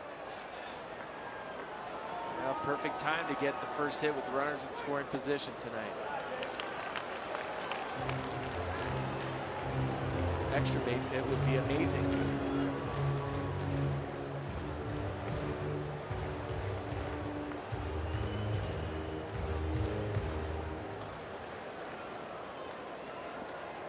Parra uses the whole field, though the center fielder Peterson is shaded to left center. And Puig's about 100 feet off the right field line. Oh, a late strike call by Hamill. He could see what Parr thought of that. That was nowhere close. Look at the Subaru strike zone. That is nowhere close. And Paul Lamble, we were discussing it earlier, has had, again, a fair zone, but a tight zone tonight. He just missed that one. That's a miss right there. Parr, you can see it's below the kneecap. Parr doesn't react well to it, but granted, that's not a good strike. Talking about 3-0 versus 2-1. When as a hitter, you have to settle yourself down. Try not to get emotional about calls like that. Let Walt get emotional about it. Let them stick up for you.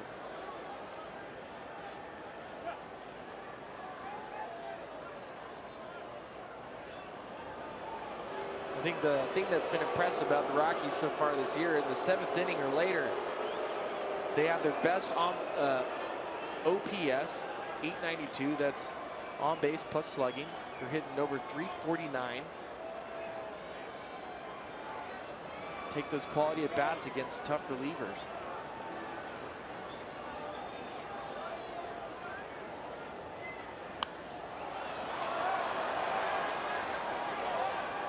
Two and two.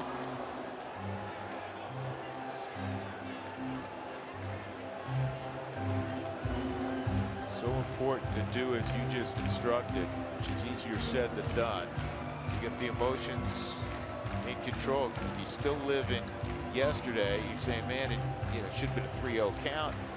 Now Hatcher's back in it, 2-2, which opens up his playbook a lot more. The whole situation where breathing and walking out, try to gather yourself up. Seager trying to keep Arenado pretty close. Pulled on the ground to first, and just running to the bag to get an out is Adrian Gonzalez. So second and third, 2 outs, and Brandon Barnes will come up for his first at bat.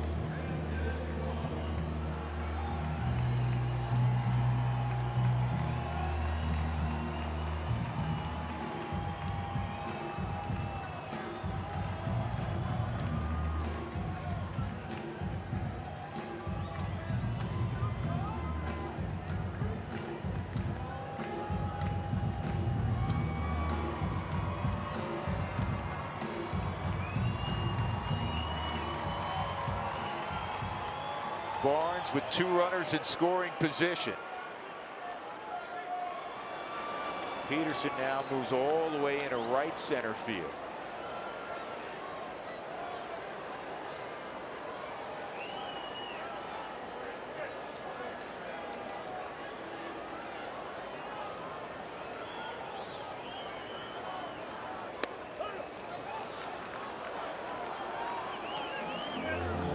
Pitch from Hatcher's standpoint, all over the black. It's 0-1.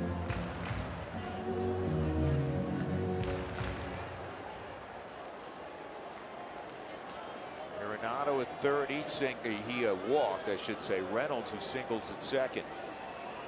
Bottom of the 8th, tied at 5. Rockies 327 batting average of 2 outs and runners in scoring position. Best in baseball. Take pride in that. Something that the San Francisco Giants do so well with, the Kansas City Royals they do very well with.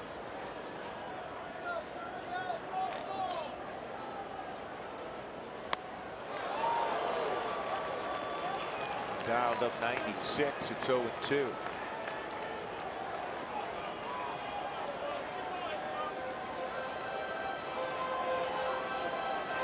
That is a form of O'Reilly hat / glasses.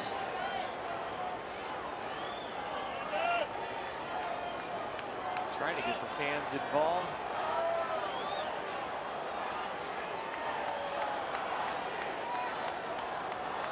They ought to be involved right now. Chance to take the lead late. Outside, 1-2.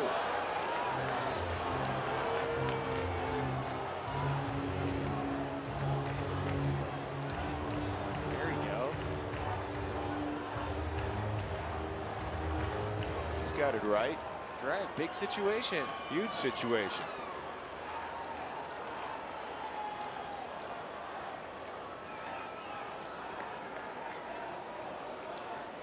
Just getting in play. You never know, especially as big as that outfield is. 2-2.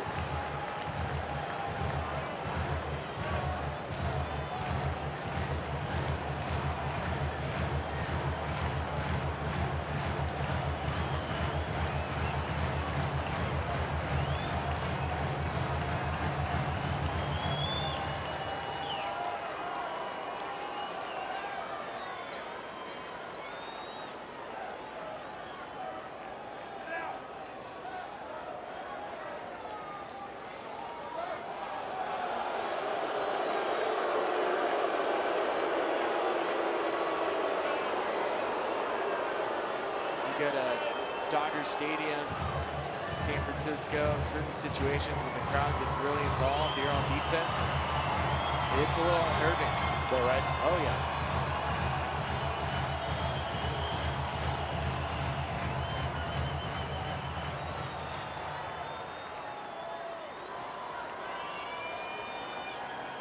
Two-two.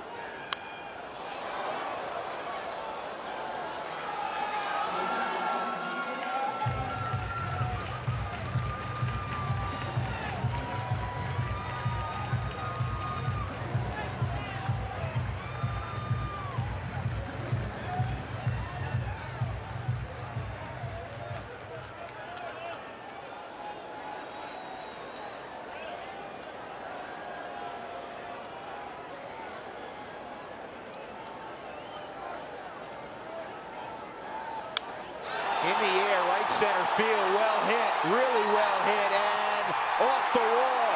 2 runs will score. Barnes on his way to third. The barnyard comes through. Rockies lead it 7-5. There we go. You got them on their feet. That ball is driven to right center. Another ball off the wall tonight. What a moment for Brandon Barnes. Gotta love it. 7-5 Colorado. The Rockies this inning grinding out at bats. The Subaru Supermo. That ball runs back out over the plate. Nice short swing by Brandon. That ball is driven well into the gap, and watch where it hits off that fence.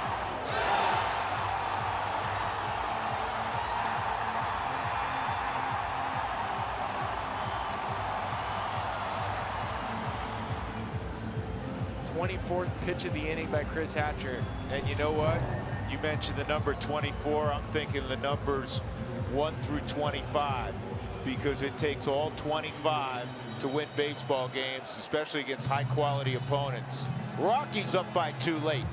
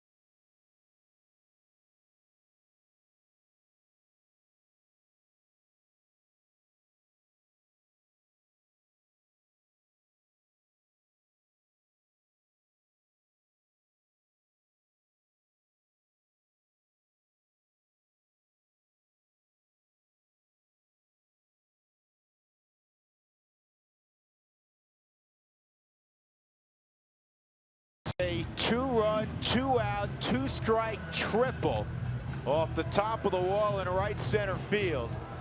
And the Rockies have a 7-5 lead. You know what else it means? We get tacos, folks. The Rockies have hit the magic number. Make sure you go to your participating Taco Bell locations tomorrow between 4 and 6 to get your Rockies taco special. Lip Moss at Taco Bell. Now the joint is rocking. Luis Avilan is on with 2 outs. Tony Walters at the plate. The 7th spot in the lineup tonight, Billy. You made mention of this during the commercial break. Ryan Rayburn a walk, a 2-run home run, a single, and then Barnes pinch ran for him and would score. And now Barnes in his only at bat, the go-ahead 2-run triple. Walters tonight an RBI ground out, also a walk. And Avilan hits the zone there.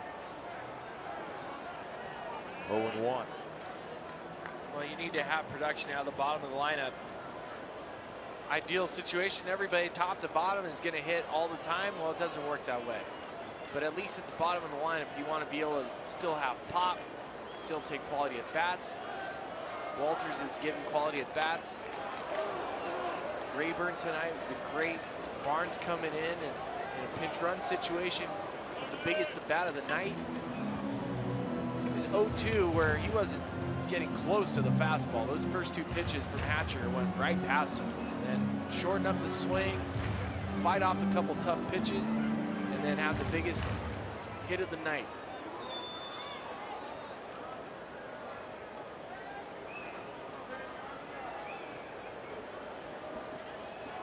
Two strikes on Walters.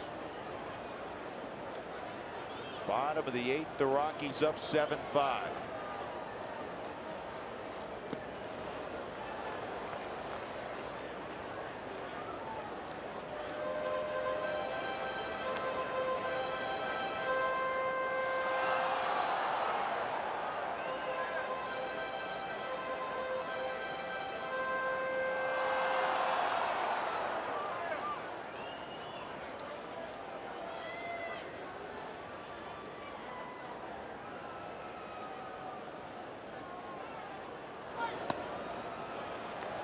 Two and two.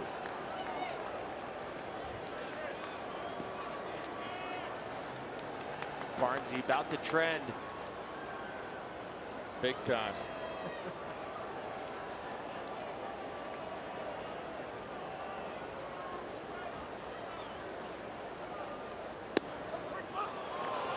Called strike 3 to end the inning. But Brandon Barnes with a 2-run triple to give the Rockies a 7-5 lead. When we come back, Jake McGee will be on board trying to close it out.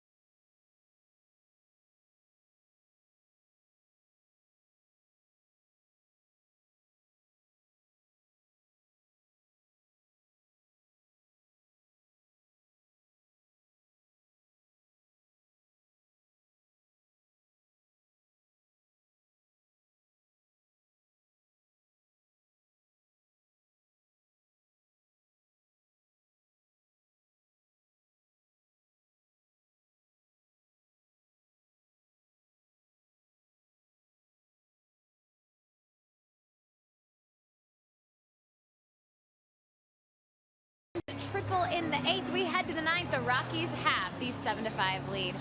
Hello, everyone. Welcome back. Out in center field, we're getting ready for the Toyota post-game show. Jenny Kavner with Corey Sullivan and Jeff Houston. I'm going to call this one all about the 7th spot in the Rockies lineup. The unsung heroes, really, in Ryan Rayburn and Brandon Barnes. They came within a double short of the cycle between the two of them, but they had 4 RBIs, so pretty nice night for that spot. There was a lot more drama. John Gray's debut, Yasiel Puig did something ridiculous. Ridiculous. We will recap it all coming up right after this game, but for now, it's Jake McGee to close things out, guys. It has been interesting tonight, and in the middle of the storm late, the barnyard. Brandon Barnes with that 2-run triple. Now on the hill, Jake McGee. The Rockies 8-0 this year when they lead after 8. McGee is looking for his 4th save. He's been good. That fastball, we know he's going to come after you with it, but what he's been working on and what has gotten continually better as we've seen throughout the season, his curveball. He's mixing it in, he's stealing strikes with it, and then he comes at you with his big fastball.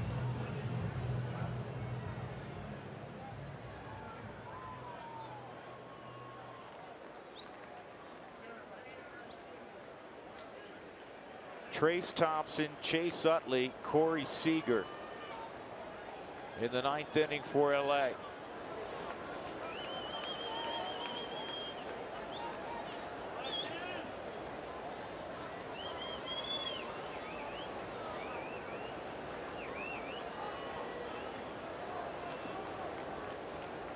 Thompson pinch hit, stayed in the game in left field when he came on in the 7th. Then he takes strike 1.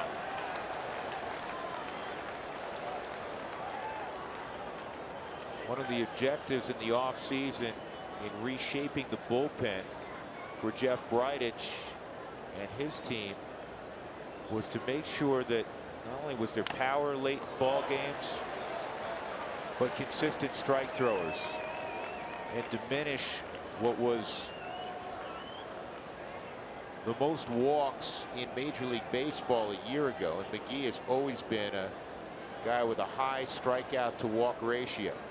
You're right, and the first pitch strike ratio for this Rockies relief corps has popped up quite significantly. Christian Bergman leads with a 73%, but Jake McGee 64%. Last year we were looking at some relievers that were throwing 50-50. Can't have it. McGee ahead 0-2.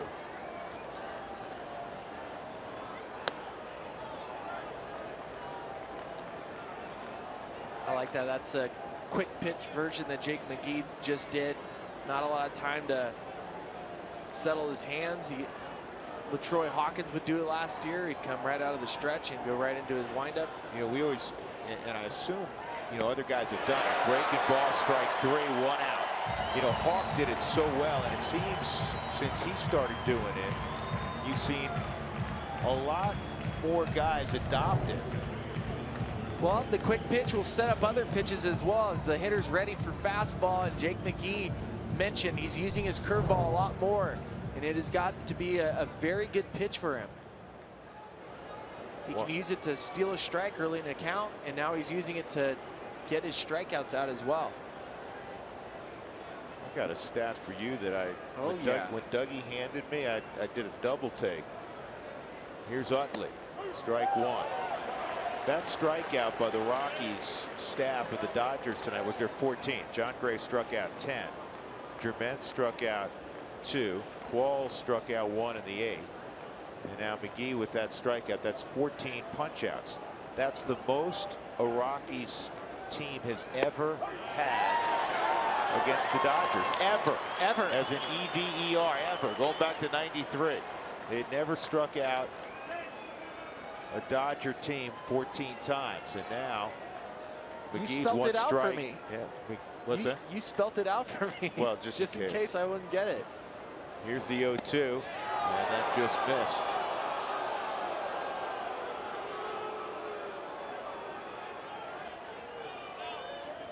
As the great Vince Scully says, the fan sees the ball with their heart.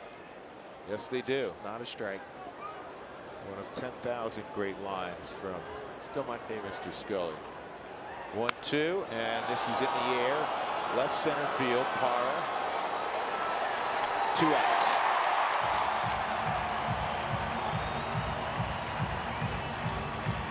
And that'll bring up the kid, Corey Seager, who's had a big night. 2-run home run, a single, and a pair of walks.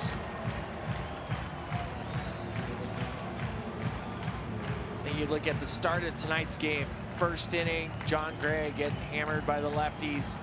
3 runs, the homer to Egon. And then for the Rockies to bounce back, for John Gray to bounce back and be 1 out away from beating this Dodgers team. Dodgers team that came in 10-6 leading the division. 37,000 on their feet. Ground ball to first. This will do it. Reynolds will run to the bag. Rockies win it 7-5. What a start to the homestand. What a start to the season series against the Dodgers. A come from behind 7-5 victory for Colorado. Brandon Barnes celebrating a 2-run triple to give the Rockies a lead in the bottom of the 8th. Chad Quarles gets the victory. Chris Hatcher takes the loss. And Jake McGee is a perfect 4 for 4 in save opportunities. Our Jimmy John's delivery of the game. Brandon Barnes at one point down 0-2.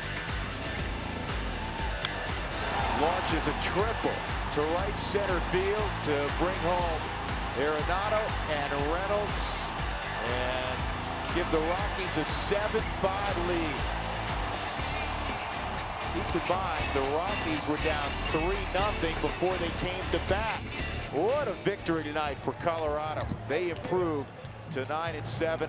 The Dodgers fall to 10-7. Terrific win for the Rockies. Great team win as we go to center field. And Jenny Kavnar. Jenny, it's all yours. Thanks. A come from behind win. That was exciting.